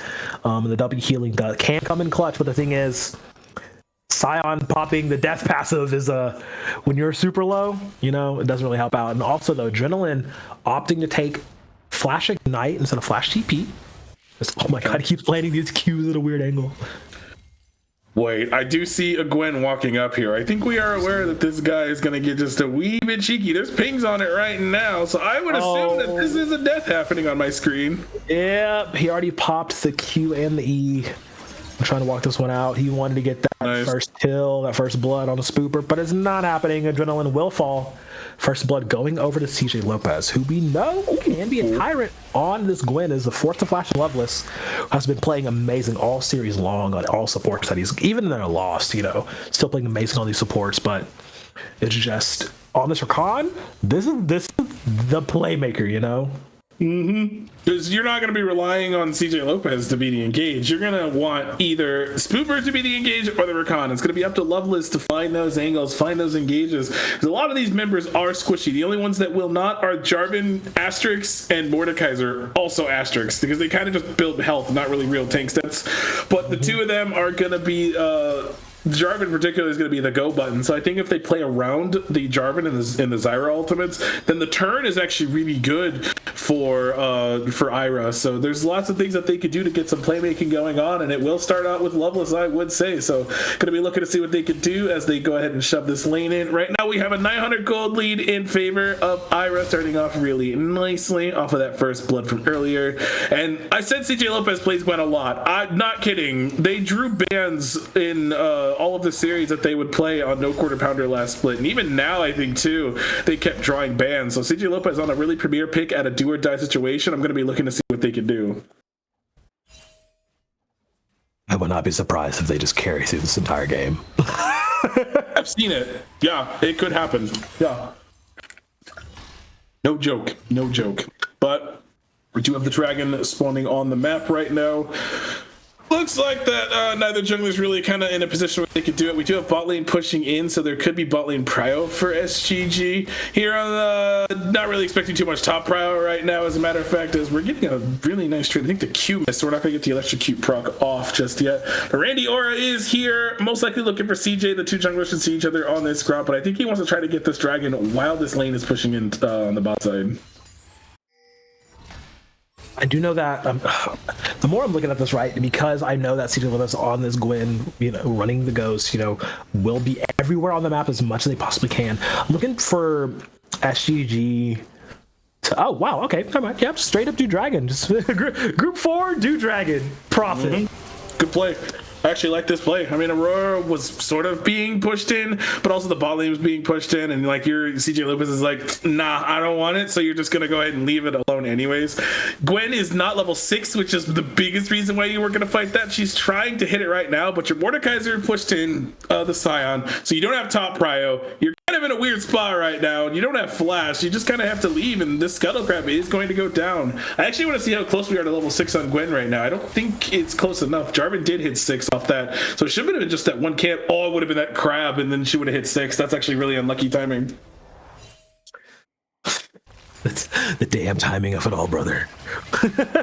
Yeah, honestly, just so tragic. They knew too. They had the luck. They're like, hey, Gwen's gonna hit 6 here, and we don't want her to hit 6 here. So we forced the back, and it was really successful. So now with the red buff, we do hit level 6. We're almost towards that Nashor's Tooth. I give it maybe like another minute, and then we should have it. And then maybe we'll start to see CJ Lopez on the map, kind of looking for this fight. We're at 700 gold right now, which I believe is close, if I remember correctly. So after this, they should have the gold for it and go back and have that item secure. I guess after these Raptors, they should. But yeah, they should have it shortly. Right. This is interesting. You can tell the pace is really slowed down. You see Randy just power farming as much as he can, which is hilarious because you're a Jarvan. It's literally in your job description to gank people, but just really trying to power farm and get up more. Is level 6, so Cataclysm is on the table. There's a lot of avenues for him to go in. I will say, I mean, Mateus, this lane is kind of going out expected. Not able to farm as much as he wants to against Zeri. Yuri's doing a good job of keeping them out, and Loveless rather. Very much threatening any single time they pop up. Any interaction can get hit with a battle dance. This is so interesting. Like, they really are playing objective for objective at the moment. Now that Grubs has spawned, you already see Loveless over there going to ward it just to keep eyes on it. And it's like, I don't know, brother. Are they waiting for the next draft? Are they waiting for the next dragon? Or like, what is the go button here? Is they are trying to get onto Yuri, but she can get away pretty easy. Well, they know homie's not here. It's like he's been gone for a little bit, so we're gonna have Mordekaiser actually is the one who's starting the grubs, and we do have the Nashor's Tooth finally done. Jarvan's on the other side of the map, so the real question is, do we get a 4-man collapse potentially? That is what I want to know, but it looks like that might not be the case as level 6 is going to reset, so the grubs are going to go over actually to SGG, and they're going to be feeling really good about that. Actually, hold up, as Poppy is here, no flash, or they do have the flash rather, so this would be a really easy escape. But really, no play onto those grubs. It looks like that Mordekaiser is going to get all 3. Got 2. Oh, we're fighting. I take it back. Oh. Yeah, they are in fact fighting the mid lane. Okay, Shackle Thorns go wide, or go really nice actually. Stops any more advance, but I mean that's the thing. You're so squishy at this stage. Double ring and a few little pages, a few little lost chapters, if you will. But pop the ults. Ooh, pops the ult, yeah. But guess what? Cataclysm's still available. Mateus actually getting the credit on that. There's them Jarvan ganks you wanted to see. Right on time. That's adrenaline. Ooh, perfect timing on popping the Death Realm. Okay, should be able to take out the Booper here in the 1v1. Pop the Ignite too. Oh no, they killed the time. Oh, gets slapped by CJ. Spoopert actually survives. Wow, everything committed by Adrenaline to try to get that kill onto the Scion, and it just does not work. I think the W shield came back up just in time to live there. Also, Flash had used the ultimate as well, just able to survive the situation. CJ was already in the area too, which was nice. So just really convenient timing there. That gives over another kill to them, so they're now sitting 2-0 right now. The goal lead is still about 1,000 since that cross met from earlier. The death did go over onto Yuri, and the kill went to Mateus crucially. So now 500 gold up on this Lucian. Gonna be looking to blow up some of these members, as that is a dead spooper on my screen. It is not a dead spooper on my screen. He's just recalling, and you see the flag come over the side of the wall. Like, well, I guess I'll just walk up. All right. Oh my god, we talk about the timing of it all. Just driving things, I guess. That should almost be an item done too. Okay, actually, it's not the item as of yet. We're going for the Hollow Radiance first, which makes the most sense into this matchup because you also want to get that for Zyra as well. Just get a little beefy. We'll probably see that followed by the Undying Despair is what I imagine will come next. Does Neg Cloak build into Hollow Radiance? I thought it was Spectre's Cowl. Oh, it is Spectre's Cowl. What are we building first? What are we building first? Are we building Undying Despair first? I thought Undying Despair is a armor item now, no, right? It was an MR item. Oh my god. What am I doing? I need to lock in apparently and just relearn the items, I guess. But we're probably gonna have a fight over this dragon. Oh, we are. Yes, we will. We are. Yeah, there's a lace over the side. Woo! Great dash out, but here comes Randy. Randy from out of nowhere gets the perfect cataclysm. Get the kill! Oh my god! Mateus skirting around the outside, playing with that Lucian distance, able to survive that entire fight and not die. That is the biggest thing I want to look at. Wow. Okay. 2 kills and the dragon going over for Stasis. Okay, so here's where it went wrong at the start. They got rooted at the start of that as they went in. Yeah, so they could not get the quickness layering of the CC on, so it just allowed the time for the rest of the team to collapse in on it. And for a moment there, I thought we were going to get the kill, but just not able to secure that kill. That's 2 kills over to Seraphine, funny enough, so you're unironically okay with that. But wow, that just completely flipped the game on its head. Now there's 2 dragons for SGG. They're sitting on what could be a potential soul point in 4.5 minutes time. They're feeling really good about where they are. The gold is where it needs to be, and they're feeling pretty good about their engage. It's just Ira's just making mistake after mistake. They just got rooted and we're just not able to follow how they need to. Okay, well, I thought we were. Oh, yep, there's the dash. Okay. Also, shout out Mateus going first item Essence Reaver. Let's go. Yes, respect. I actually like that a lot on Lucian. It's so nice. I miss old Essence Reaver when it would give you mana though. Same. I miss old Sheen when it give you mana. Yeah, honestly, that was really nice. I missed that too. Adrenaline, you're taking the tower, bro. Oh. Well, I guess the plus side for Ira is your Scion's able to get tanky, but that is also a lot of danger I'm seeing on the screen. But they will go ahead and get out of the situation. Oh man. All right. Oh, brother. Top lane is something. I don't know what to say to that, but that game he had though was real good. Oh, Force of Nature. Force of Nature, of course. I forget that item exists because no one gets to build never it for see real. it. No one gets to build it for real.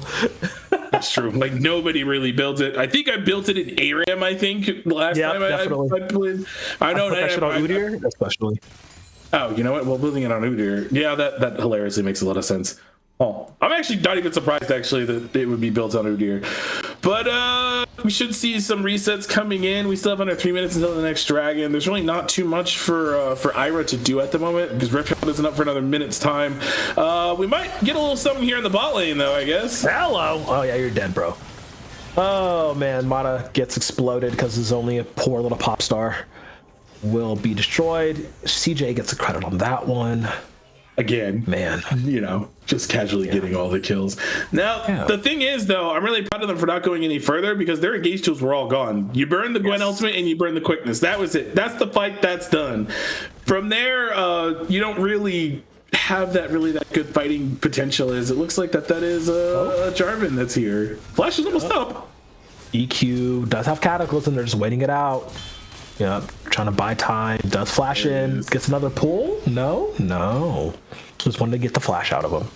Zyra was also on the way. That's actually kind of wild. Now we do have Seraphine up here. And a force of nature too, though. The passive kicking in. Yeah, it definitely is. So we got a little nice little ward down. The Rift Herald, there it is right there. They should lose this. There's really no reason to fight for this because again, none of your engagements from earlier are up. So just try to get some gold on the map going. Or are we going to 4v4? Okay, I was like, what are we doing right now? Never mind. Wait, hold on. I see the pings. They want this. Oh. They want this dead. Oh well, okay. Do they get it? That's the real question. Taking a long way around. He has no flash, so this is free if they can get this. They tried to. Oh, Okay. he's dead though. Oh, he's dead though. And you know what? They gave it to the right person. That's all that matters. Okay, now it looks like they're finally going to go on a spoopert, pulling him towards the bush. Wow, the tower's not... Really? I thought tower aggro would have switched eventually, but no. No, I think he was just barely out of range. So that's a kill. Hey, we take those. That's a kill onto the Jarvan. So it's a nice extra gold. This will secure the Rift Herald as well. I foresee a universe because the quickness and the ultimate are up that maybe they decide to fight this. Zyra is TPing, so maybe not now. I take it back. I thought Zarya was going to be here, so they would fight this, but they're still posturing like they want to. I don't think I like this. Interesting. Yeah, they do want to fight this. And no, another TP being called here. Adrenaline went back to base. Right? Yeah, going on to Mata right now. Does get the E. Oh my god, we're opening up a realm. But guess what on the backside? Motherfucker gets it done. Managing to stay alive at the end of it all, too. IRA started that fight, you know. And they That's why I was like, That's why it was. Oh, we're gonna kill the Jarvan here. Yeah, yes, we are. Okay, never mind. It's worth, I guess. Either way, I was about to say like I don't know if I like this call to go for the fight because like they were at a numbers disadvantage and Uzeri's not there, but this should turn into the dragon. But here's what I was talking about: CJ Lopez is going too far forward. The TP is also behind them, which I think they see it, so they just kind of commit to the play. And the ultimate from the Aurora just couldn't get to where it needed to, and they get a 2-man Seraphine ultimate out of it as well. And from here, I'm like, okay, well, that's awkward. And I guess, but they get a trade kill at the end of it, and they probably get this dragon as well. Oh, Paige's or Poppy's over the wall, so they will see this. But this Gwen should get this. This will be the first dragon of the game for them, so they stop the dragon stacking, which is the good news out of all that. Yeah, that does break up the tempo in that win condition, possibly. But man, that was a lot lost on outside. And still, though, the gold is still on IRA's side. I mean, it's basically tied. As Poppy's just gonna die here because it's a Zyra versus a Scion, and that's just not happening. Yep. So Spoopert more on his pocket. Just Scion things. Scion's ahead in gold. I just realized. Yeah. 700 gold. I forgot because every kill didn't go to CJ Lopez. I think one went to him as we're fighting mid. The needlework kind of landed there. Hold on a second. Survive for a little bit longer. Loveless tries to jump over the side to try and get. Oh my god, they can't move. Who was completely untouched, who now dives in the face of danger and gets himself a nifty double. Wait, what? Adrenaline got a kill? Something happened topside. We used Flash Ignite and Ultimate, so that's what happened. Either way, something happened. That mid lane play was sus, and I hated it the moment I saw the needlework was used. I'm like, we have Jarvan in the area. They probably didn't know that, but it was kind of, at least to me, it seemed like a desperation play. It's like, hey, we think they're caught out here, so let's go for this. But Jarvan's there, and then Mateus is completely untouched in that fight, like completely untouched. Just got 2 free kills. They got the Rift Herald. They broke open mid lane tower. Again, we're doing that thing where we're fighting with weird numbers. We need to fight as 5. That is where they will succeed. 2 towers secured for Stasis now as well. Okay, now this is, let's see, about 20 minutes into the game. This is where Poppy, okay, Blackfire Rush. Okay, yeah, the first items are really coming online for basically everybody. Second items coming for a few. This is a really good spot for SGG. IRA are definitely not too far behind. Wow, I didn't even realize Spoopert had that much gold to where he already has Sunfire. Yeah. Sitting really pretty. Got lots of tower plates, I believe. Yeah, he got a lot. And got the full tower down there and just keeping up in farm. Interestingly, I actually thought that the Scion would be down in farm, but no, it just ends up being just slightly ahead, but keeping up, just keeping the tone where it's needed. And here's the classic, Mordekaiser thing. We just be annoying. We are not really doing much damage, but there is a Gwen here. Oh, we want to hold it off. Yeah, but they're gonna go forward. CJ measuring his time. Randy is also in the area. Loveless. Okay, looks like Death Realm was used, I believe. Yes, it is. So he's 1v1ing Spoobert as the TP is being called now for SGG. Quickness is drawn. Mata's down before he can pop any sort of spells. And whoop, Strangle Thorns, baby. Still not enough to kill Spoobert, though. The Zyra doesn't do the damage possible. And everyone on IRA is falling down. Stasis is holding on for as long as they can and surviving through it all. Oh my god. What a blood. Well, Aurora wasn't there. It was 5v4. That's really all I could say. I mean, conveniently, they got a couple of kills, though. They also, I think, just had to drop the Riptail. I don't think they needed to yet, but they dropped it anyways. They're going to break open this Baleen tier 1. If Zeri has one more item, they actually win that fight unironically. Like, that's just the truth. If Zeri has one more item, they just win. But the problem is she's not scaled yet. She's almost there. There is going to be a Drake fight here in the next minute 15 because, again, there's still that soul point threat that SGG have. And we're at 2 items right now. We're not going to have the Infinity Edge. Lucian has 3 items, so it's really strong. They have to try to blow this Lucian up, but it has both summoners, so there's a lot of safety there. And you have to get through the Zyra, so it's going to be really hard. But once IRA, kind of, once again, if they 5v5, they win the fight, or they might win the fight at this point. I don't know now. But like if they 5v5, they could do pretty well in these fights. They just have to stop fighting at numbers disadvantages. Well, it's also the K get grouped up because the AoE from Seraphine and Zyra just deletes so much now. Also just the ability, like 1 Q from Adrenaline. Oh yeah, see, look, you're chunked. The ult is almost up too. That's the problem. He Marley. Okay, good play. Wow, that's a good pick. Yeah, 20 seconds before this dragon, and they're down their Mordekaiser. That's a good start. The quickness is still available, so if Scion wanted to be annoying here just to kind of stall a little bit, I think that's completely fine. Actually, he's getting engaged. I'm just kidding. He does have flash, so should be okay. He's a pretty tanky boy. Yeah, he just walks out. Oh, wait. Cool. The rest of the team? There's CJ. Ooh, he's caught. Oh, that's a huge tool down. They need to go now. Oh, Scion choo-choo train. Here comes Loveless Flat. Quickness to get him on the lead, and into the back line though goes Randy. He does a considerable amount of damage on this Jarvan, manages to take down 1, trying to turn the final round. My lord. Vincent is untouched and full health here. Mateus is very he's close. trying to turn around, and there he is online. Yuri gets the cleanup very well. Poppy does a decent amount of damage. Q rather back in. They're so low. The health bars are very low, but there are more members of IRA than there are members of SGG. This is so risky. Oh no, Adrenaline is now here. Flash forward for the Q. He's gonna miss. Pulls injury. Death Realm. Death sentence. Shutdown gold going to the big Iron Revenant. It looks like SGG are gonna go stacking their dragons again. Yeah, so they're gonna get on themselves the Ocean Soul Point. The problem with that last fight was once all of their tools were down, they had nothing else. There was still tools available for the side of SGG.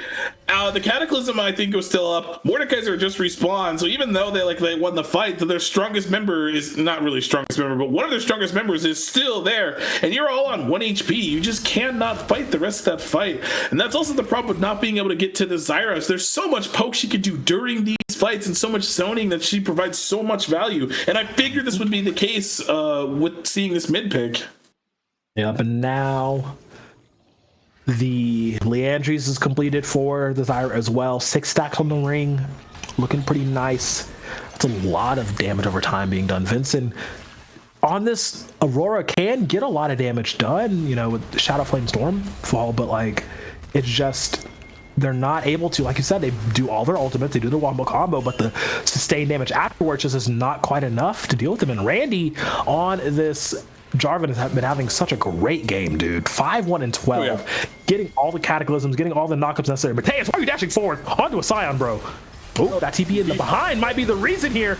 Well, let's have to pop the quickness. No ult yet. Just to make sure Adrenaline doesn't get in theirs. There goes the Seraphine ultimate, and they delete CJ, who cannot get anything done, and the ultimate called down from Yuri. Pikachu sets its go time, but gets pulled in and gets dunked on. Oh my god, Randy exuding the aura, making sure it's felt. That's 3 kills, jungler down, 80 carry down. That smells like a Baron to me. Yeah, it definitely smells like a Baron to me too. And here's the fight there. So I see a couple of those ultimates are down and not available. Really good Seraphine ult onto 2 members, as a matter of fact. And from here, once that pull went through, I was like, oh, that's the go button right there. They immediately full send to the Cataclysm. Randy gets kills. What is happening on my screen right now? Vincent decided to join the rest of the team. He gets a kill, but it's only onto Adrenaline, so that's really delayed too much. It's just desperation, I guess. Looks like Mordekaiser actually ended up dying during that, which is really funny. Yeah, he did. So a desperation play that's going to be the Baron over for SGG. Ira now on the back foot completely. They're 3,000 gold down, but it's just getting worse and worse for them in terms of like how these fights are going, because they keep running out of the tools they need to secure some kills as we're getting a pause. All right. Love that. I guess. I mean, 25 minutes into the game, we're kind of at a turning point, I would say, because like the game has been this close for the longest time. The problem is these team fights have not been going well at all for Ira in the latter half of this game. Just once they use all the tools and blow up someone, all SSG have to do is just get it close, and then they could just burn all their tools. It had to be the other way around, like I was saying. Ira had to wait for them to do it, but SGG have been playing this fairly well. Yeah, my biggest gripe with Ira is the fact that they're not layering their initiation tools correctly. Like, Spoobert needs to be going in, and Leveless needs to be coming off the back of Spoobert's engages. CJ is getting deleted second. Like, the Gwen is, the one doing all the shredding and getting a lot of healing from it. But CJ just has not been able to, turn on for really 6, 4, and 5. So, he is the majority of their damage, majority of their kill share. But it's just he's not able to, survive because he gets bursted down too fast in a lot of these past few fights, especially now that majority of SGG does have items here, and we've seen it multiple times over. So again, they just need to layer their CC correctly, because again, the only actual tanky member on the side of Stasis is Adrenaline, and he's honestly not that tanky. So in theory, Strawberry IRA should not be losing these fights like this. Mm-hmm. All right, so back foot. Baron is taken off the map. You have an Ocean Soul you're staring down the face of in about 2 minutes time if you can wait out this Baron. There is a lot of work that's going to have to be done for Ira to come back into this game. If they can just, like you said, layer those abilities just on par with each other, they pretty much win these fights pretty well. The problem being is now you have a 2.5 items Ira to get through. You also have almost a 3 item Mordekaiser to get through. Jarvan has 3 items. Lucian has 4 almost. I think that will be the 4 bombs that comes through. Yeah, 4 bombs come through. And you have Seraphine doing what she needs to do. 16 assists, by the way. Been playing really, really well. So there's that for going for SGG as well. Ira now just kind of have to wait it out, farm up some of these waves, get some of this gold back, because they're only 2,500 gold behind.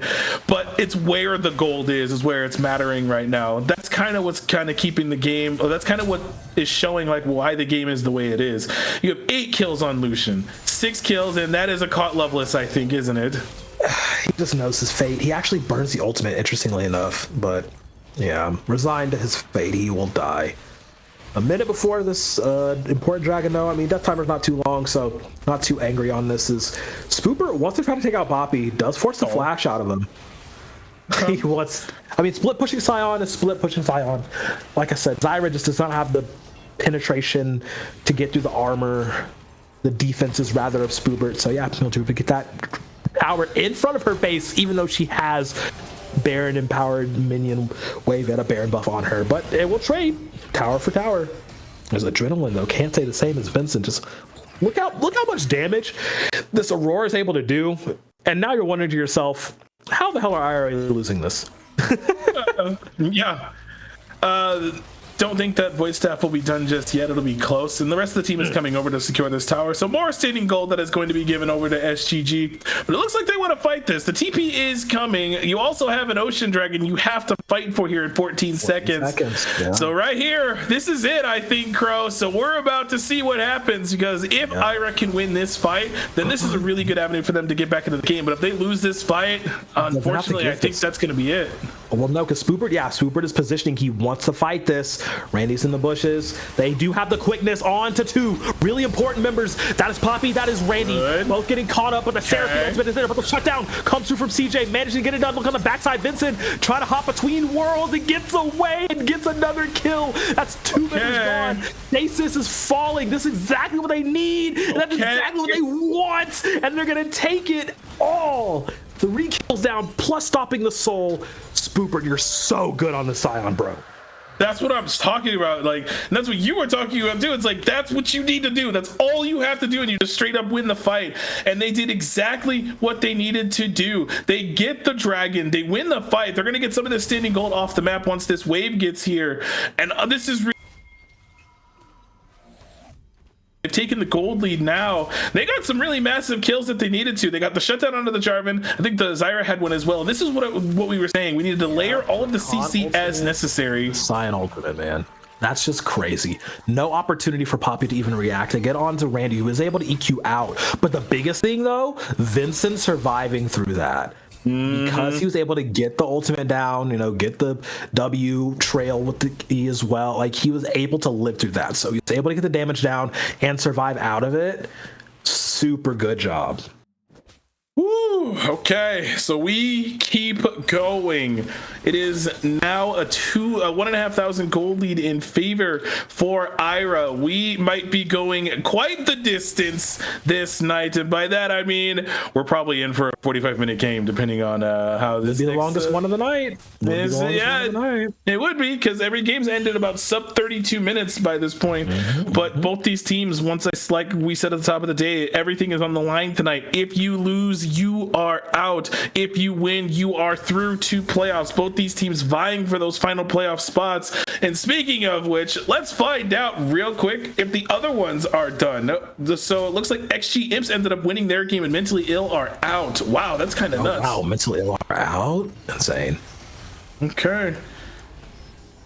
That was a 4-game loss streak, I think, for them too. They've lost 4 games in a row. That's actually severely unlucky.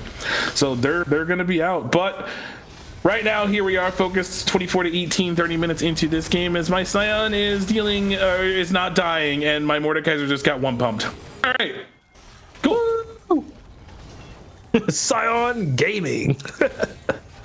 I just we were looking just as I was looking at those matches, I guess this is how it started out. We got a nice little thing going on. We got the pullback there. The ultimate was available, but he just got absolutely exploded instantly. We layered the CC, just layered all of our abilities, and then that's a dead Mordekaiser on our screen. Man. 15 seconds before this Baron too. This is a little dicey now, bro. I'm with you. Okay, so do we just rip this? Our Zeri is on 4 items, going towards that GA last. Lucian, I assume, is also going for it as well. So both these carries almost full build. 31 minutes into this game. The Baron is alive.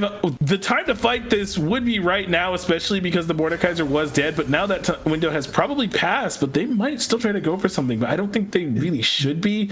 You also don't have the Aurora. They don't have enough wave. Oh, hello. That is a doing things. Bobart. Has the Jack show completed. He's feeling himself. After trying to get on Randy, they want to take down Randy.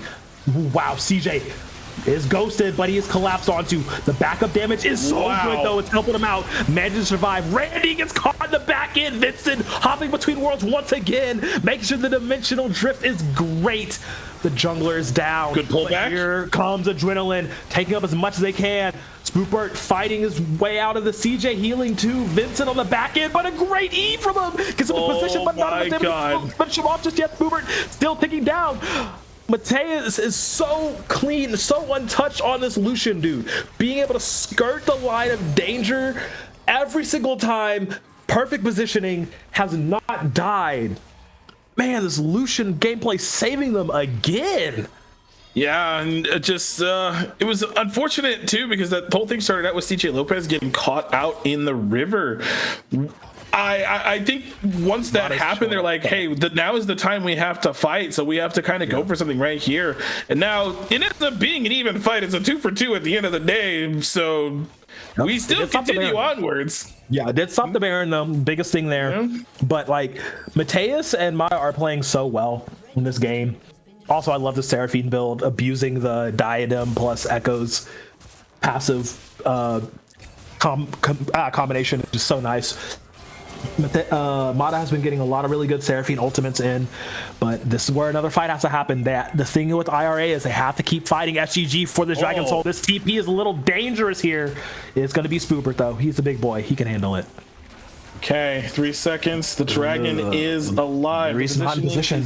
Decent, I guess, right now. The mid lane is pushing though. Don't like where Vincent is right now, and that GA has done about 80 carries. Yep, Vincent once again not with this team as the team fight is starting. Spoopert down to half.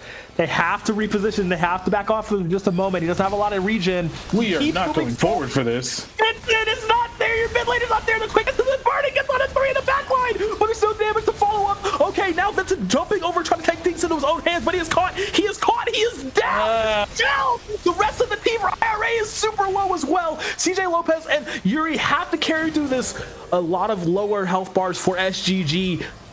One down, and it is Vincent. SGG are trying to bully IRA out of the rest of this. The region is not really there. The TP was committed from that for IRA on Spoopert, so he can't TP back into this fight as there's a TP being called from SGG. This time it will be Adrenaline on the back end of things. Yuri stepping forward here. Dragon at about half. They do have their jungler available, but I don't know if they have the damage. Just the EQ, and it does get the knock off. Okay. Yuri, she is down for a moment. CJ Lopez takes out Adrenaline, though. Still gets the res. Tries to jump on again. Cataclysm is good. Mateus is great. He dashes forward. He's getting the resets, the empowered autos, the passive procs, all of the pie. And to take down IRA, they don't even want the dragon. They just want the bodies. Yeah, even if they delay these death timers, oh, it's GA, just kidding. If they delay the death timers, that's fine, that's good. So they will end up with this dragon anyways. I don't think there's really much Vincent can do here, and Sion cannot TP back to this. So we start off at the tail end of that play, and we're at a numbers disadvantage. The problem with that is that the whole started out with Vincent not being in the fight at the start of it all. And when they proc the GA, that I will point out real quick, they make the call, hey, go for her. They turn onto her, immediately blow her up, and all the damage is gone pretty much because CJ Lopez is not able to fight. So the Ocean Soul was secured. The Baron is available as well. We're looking at what is possibly going to be a Dragon Soul into a Baron for SGG, and now it's time for the base defense. This is so it's just a textbook of communication, man. I mean, we saw this in game number 2 a lot from IRA. They wanted to take these fights and want to be in these positions where, you know, technically they have the damage. What?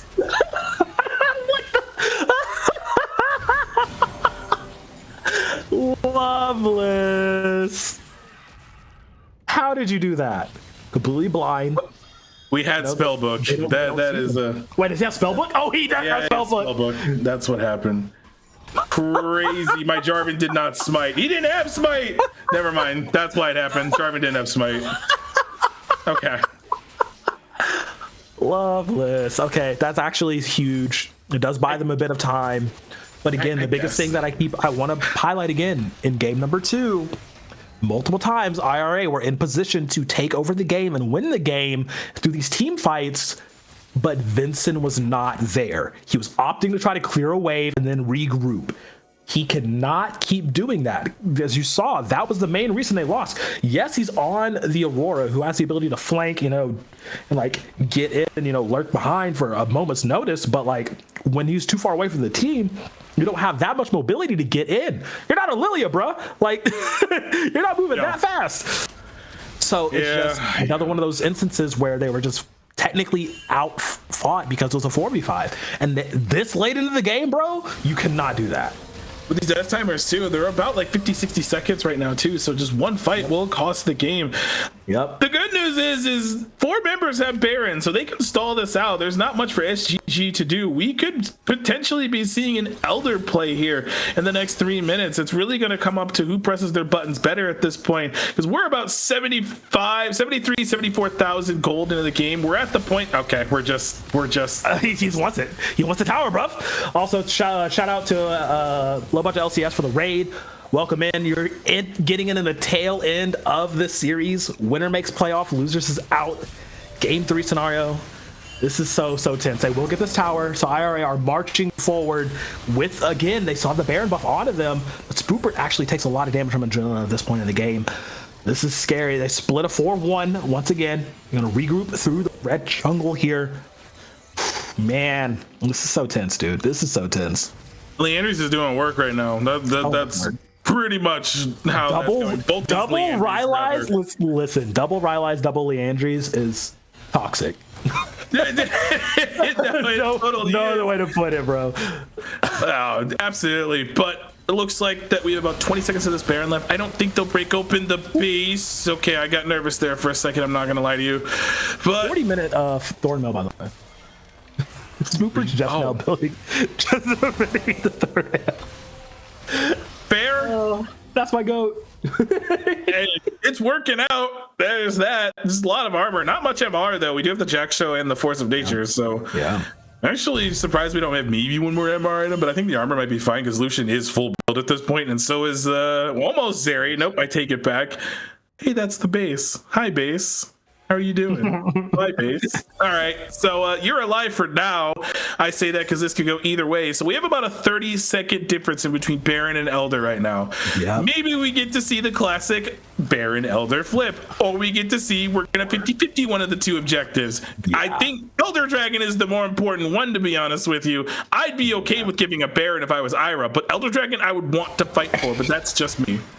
I think Elder Dragon is going to be the name of the fight just because of how they've been fighting over other dragons all game long. It might end before that, in all honesty. My biggest thing is Yuri in the mid lane and all by her Zeri lonesome. Very, very scary situation here. I mean, Loveless is not too far behind, thankfully. But Bloodthirster last, I think that's what we're building last on Zeri, speaking of which, so that'd be good. It would be the Bloodthirster, because we have the Maw on the other side. That's to not get one shot. But, we're on a ward. Black, run away. Loveless has to pop the quickness just to allow him to survive. Oh my god. Well, Vincent's life just damn near evaporated off the rift, but that's a flash down. The quickness will come up by the time one of these things starts, but no flash on. The Aurora is key here. It is Bloodthirster. Okay, all right. We are in an awkward position. Wait, we're in a very awkward position. CJ, how do you get out of this? Oh god. They're trying for these death pushes, and bro, this is too far into the game for you to even attempt anything sort of like that. They want to go for a Hail Mary here. They're pinging onto the mid lane. Look at how split up IRA is right now. Look at how split up the Strawberries are. Swooper does have TP. There are a decent amount of wards from the TP too. Elder's up in 20 seconds here though, guys. I'm okay with this, with Swooper being down there in the ball lane, because you have to force someone to answer you anyways, and now we get the answer from the Mordekaiser, so Adrenaline is there. Honestly, if this is a 4v4, we should take it right now, but you risk losing the game. So there's a really good collapse angle here, actually. Oh my god! This is a decent angle. The TP's being committed right here. What's he TPing on? What? And I think there was a ward there, and that's what they were saving. That is a beefy Scion, by the way. That dude's taking negative damage. All right, fight S5. Y'all got to do this right now. They are starting to commit. Oh my god, they caught out Poppy. Let's go. Loveless jumping in. The backline man get a lot of damage on it too, but the healing from Mana is too damn much. Loveless falls too. The fight is so scattered. The Strawberries don't know who to focus. They don't know where to go. It's 1 down on the side of SGG, 2 down on the side of IRA. We still have Spoopert taking up so much damage. Lopez gets on to Randy. Yuri in the back line can't has get to the free fire solution. so much with the Zeri. There has to be some damage, but he does get caught. Randy EQs in. good They knockout. are onto the Zeri. Does pop the ultimate, able to skate away for a moment. There are super low health bars, but God damn, adrenaline's huge. Pops the GA as well. CJ just now, he's not even back into the rest of the fight. This is so insane right now. They're walking him down. This is a good play. I like this. Mateus gets caught out. Spoobert gets a massive Q. CJ full stacked, fully ready to go. Spoobert is able to live a while longer. Meanwhile, Yuri's in the mid lane pushing a wave. They're just walking them around the map because they can't kill off the Scion. DJ jumping into the back line now. He wants to do some damage. He wants to take him down. Look at the shields, but it's crushed. Oh my lord. DJ will snip and snare Adrenaline, take him down, but guess who just respawned and TP'd back in? It's Bobby into the mid lane. Scion is walking so down Mana right now. Oh, look at the obnoxious. dragon, look at the dragon, look at the dragon. We need to go to the other side. They're on it at the moment. Oh my god, Poppy TP'd in, ran down. IRA managing to still hold on. Spoobert is still alive over here. CJ jumping over to take out Randy. They know they can delete this. Jarvan, so much healing. Oh my god, Mana! The Diadem. He's doing it! He's doing it, bro! Randy gets the fucking Elder Dragon. Are you serious? He says, hey, Loveless, this is for that Baron, bruv. Managing to steal it back after that prolonged fight. Oh my god. Freak, it's still going on. The thing is, too, is Baron's available on the map because you killed the Jarvan. They granted could fight this because they have Elder if they really wanted to. I would like to also casually point out that fight lasted approximately about 2.5 to 3 minutes, to the point where ultimates were coming back above cooldown while that fight was going on. Oh, So they have Elder. Oh god, they're fighting. Oh god, they're fighting for it. I don't know. Okay, they managed to get the Baron, but can they get out alive? I don't know at this point. CJ just Elder's wins. so strong. CJ just apparently went to 1v1 while the rest of the team is watching him fucking Good die. lord. Oh my god. Okay, she says an eye for an eye. Oh wow. That's the Seraphine healing, by the way. That is obnoxious. Yeah. That happened earlier. Jarvan was 1 HP, and the Echo started popping off, and then he was full health with one ability. It's like, that should telling not you. work that way. Echoes of Helium plus Diadem of Songs combination on any healing support is absolutely busted still. And yes, we know that Yuri does have Mortal Reminder, and yes, Spoopert does have Thornmail completed, but they're not negating that healing fast enough. And them Grievous Wounds ain't so grievous. This is why I say Grievous Wounds is one of the worst stats in the game, or debuffs in the game, because, like, what do you actually? Well, that reminds me. It's either too good or it's too bad. There is no in between. I know that right now it's just too bad. I need to see. I need to see the healing reduction that Yuri and Spoopert have done at this point. So if we could hover over Thornmail and Mortal Reminder just for giggles, I need to know. We've reduced 1,000 healing. Oh man. Oh god, heal cut is so bad. Wait, go for the echo. Highlight the echoes real quick. I need to see that echoes of Helium. Oh, how much healing it's done. Oh man. All right. Diadem is busted. Okay. Kill this item right now. Yeah, I mean, what you just kind of have to. The good news is the Elder is falling off. I think it did or is about to fall off. I think so it did. Yeah, I don't see the execute barrier. Oh, okay, I don't see it anymore. So it did fall off. So now is the time to fight if they really want to. You don't have Scion ultimate. It's about to be up in like 15 seconds. This is it though. They have to march this down. They're split. It looks to be 3-2. No, 4-1. No, it is 3-2. Okay, yeah. So CJ and Yuri in the sort of 3-2. I mean, Loveless entering through the jungle every way he can. Yeah, I see a lot of things going on to that. Randy wants to get a flank in. 1 EQ is all it can really take. God, oh my God. Yeah, that turret's not long for the world. I see why they're trying to target Spooper. They have to keep these cannon minions alive. Okay, they will drop the tower. Yeah, Vincent coming to play a little bit of backup. This could be the death march here. IRA they technically have the gold lead. They are getting on to Spoobert, who does. I told you the ultimate was going to be up in time. Gets right back up and is immediately used again, just to make sure he can get away. Man, he's chunked a lot. Does have his TP, so he can't just base. Yeah, he will do so right now. EQ onto Loveless. No, managing to stay alive for just a moment longer. This is such a game. This is the game of all time, my brother. Yeah, I want to casually point out that the gold lead does not matter anymore. We are full build for both teams, basically. So now it's just who presses their buttons better. Sion is full build. We're almost there. You mean to tell me the team with 2 death caps ain't winning this yet? Yeah, I guess not. And it's off the back of really good angles like that both teams are getting in some of these fights. And I'm really, really proud of the resilience from Strawberry also as well, because like they were down. I thought they were dead to rights, honestly. But when that Elder Dragon came up in that fight from earlier, it's like, just kidding. We're still in this game. And it's going well for them actually ever since. Like these two teams just playing their hearts out, putting it all on the line, knowing that this is the final game, knowing that this will be the end of their season if they lose. So they're looking forward to like wanting to be proactive, and like they have been. As you can see, the Seraphine healing is still going off, and they have to get vision for this dragon. They have to. 1 minute till the next Elder. 145 for the Baron. This is really, really tough. Of course, the last game in the series is going to be the longest game in the series. I wouldn't have it any other way. Look at the top side of the map, though. We have both Vincent and Spoobert with TP available, might I add you, trying to knock down these towers. Poppy was sent back to try and fend them off, but that's an Aurora Scion. You're really not going to get into that, but they are jumping on a CJ. They saw their chance of taking it, but he heals so much, though. He's healing so much. Here comes Loveless on the backside. He won that. Quickness on the one, but they managed to snipe out CJ at the end. Oh my god! The healing from Mata is so good. Mateus untouched. Loveless trying to keep Yuri alive, but it's not going to be possible. The base. Let's go to the base. Oh, do we have a base race? No, they're not even going to try it. Poppy cannot do enough damage to Spoobert. Wait, he might take him out here. He might. No, he can't.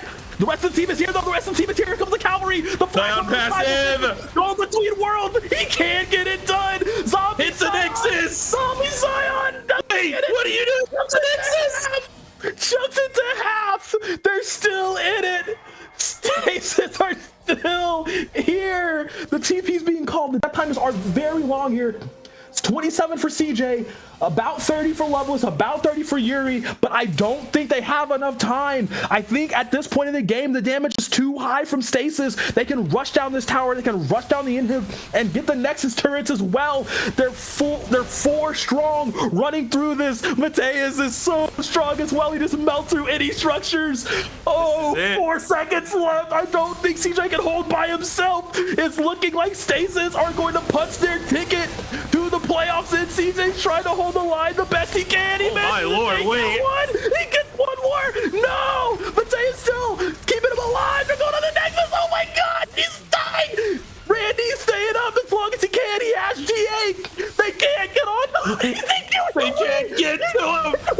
They can't get to him. Oh my god, they got him. Oh, the GA is popped. Oh my god. One more auto. No, it's still alive. But there's the TP. Super minions. There's the TP. Adrenaline is still alive here. There's supers in the top where they could TP to. And Spoober wants to try to go for the crazy play right now. Oh, he's going for it. He called the TP. He's gonna walk the minions in. Brother, just ulted into the base. Look at the base. Look at the base. Look at Mordekaiser. Adrenaline. He's running to it. Oh no. There's no way this is how the game ends. This is how the game ends.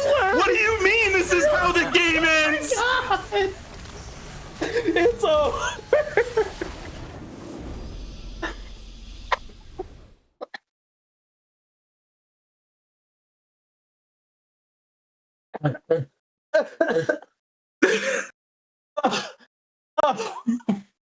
Game 1 was a stomp for IRA. A 30-minute stomp. Game 2 was a 31-minute stomp from Stasis Gaming Genesis. Game 3 ends in a 45 plus minute weird base race. I don't know why Spoober did ult in the base.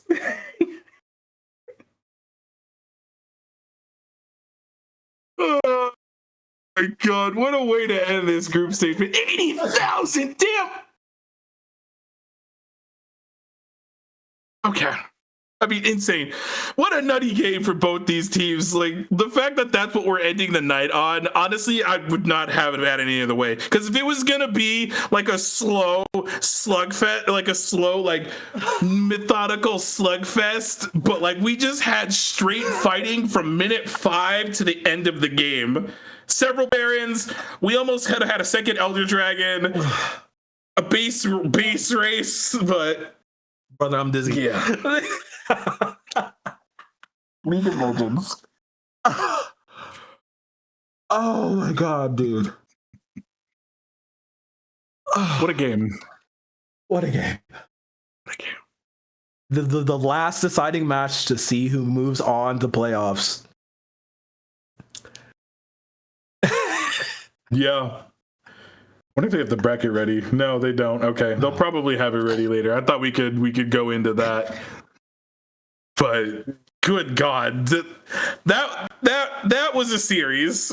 We had night and day between games 1 and game 2, and then game 3 was just our classic 45 plus minute slugfest. Literally slugfest. 40-32 was the kill score. Like, that was some LPL level of nonsense if I'd ever seen it.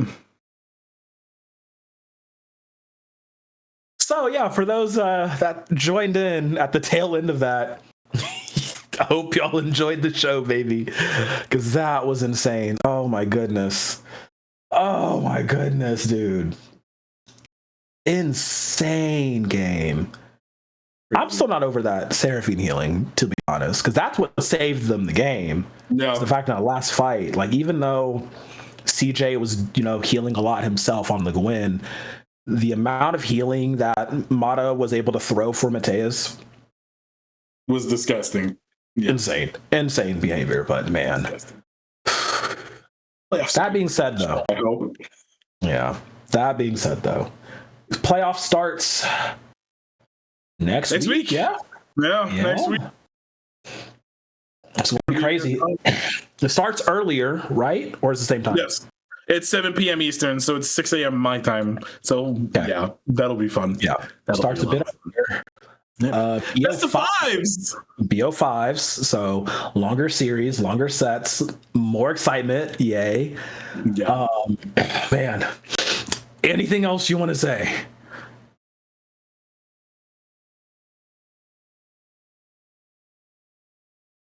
Saying that. I'm just gonna say there's ACL tomorrow. If you really want to know the team, if you want to know the team name that production told me in my ear, watch ACL tomorrow. Yeah, you know who they are. If you're an avid watcher, you know who they are. Yeah, I'm not. No, look, I'm just saying. I'm gonna tweet at him. I'm like, why was that the team name? Because I know exactly whose team that is. God. Okay, but man, insane. Sign up for Zen Market. Use code Aegis at checkout. Get Ian off your order. Also, the percentage off your first orders. I've been Beautiful Crow. Follow me on all socials at Beautiful Crow. That's DBZ Freak.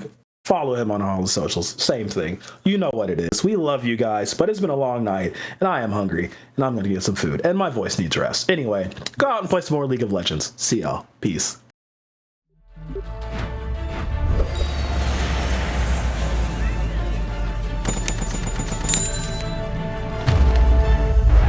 Bro, just use Zen Market.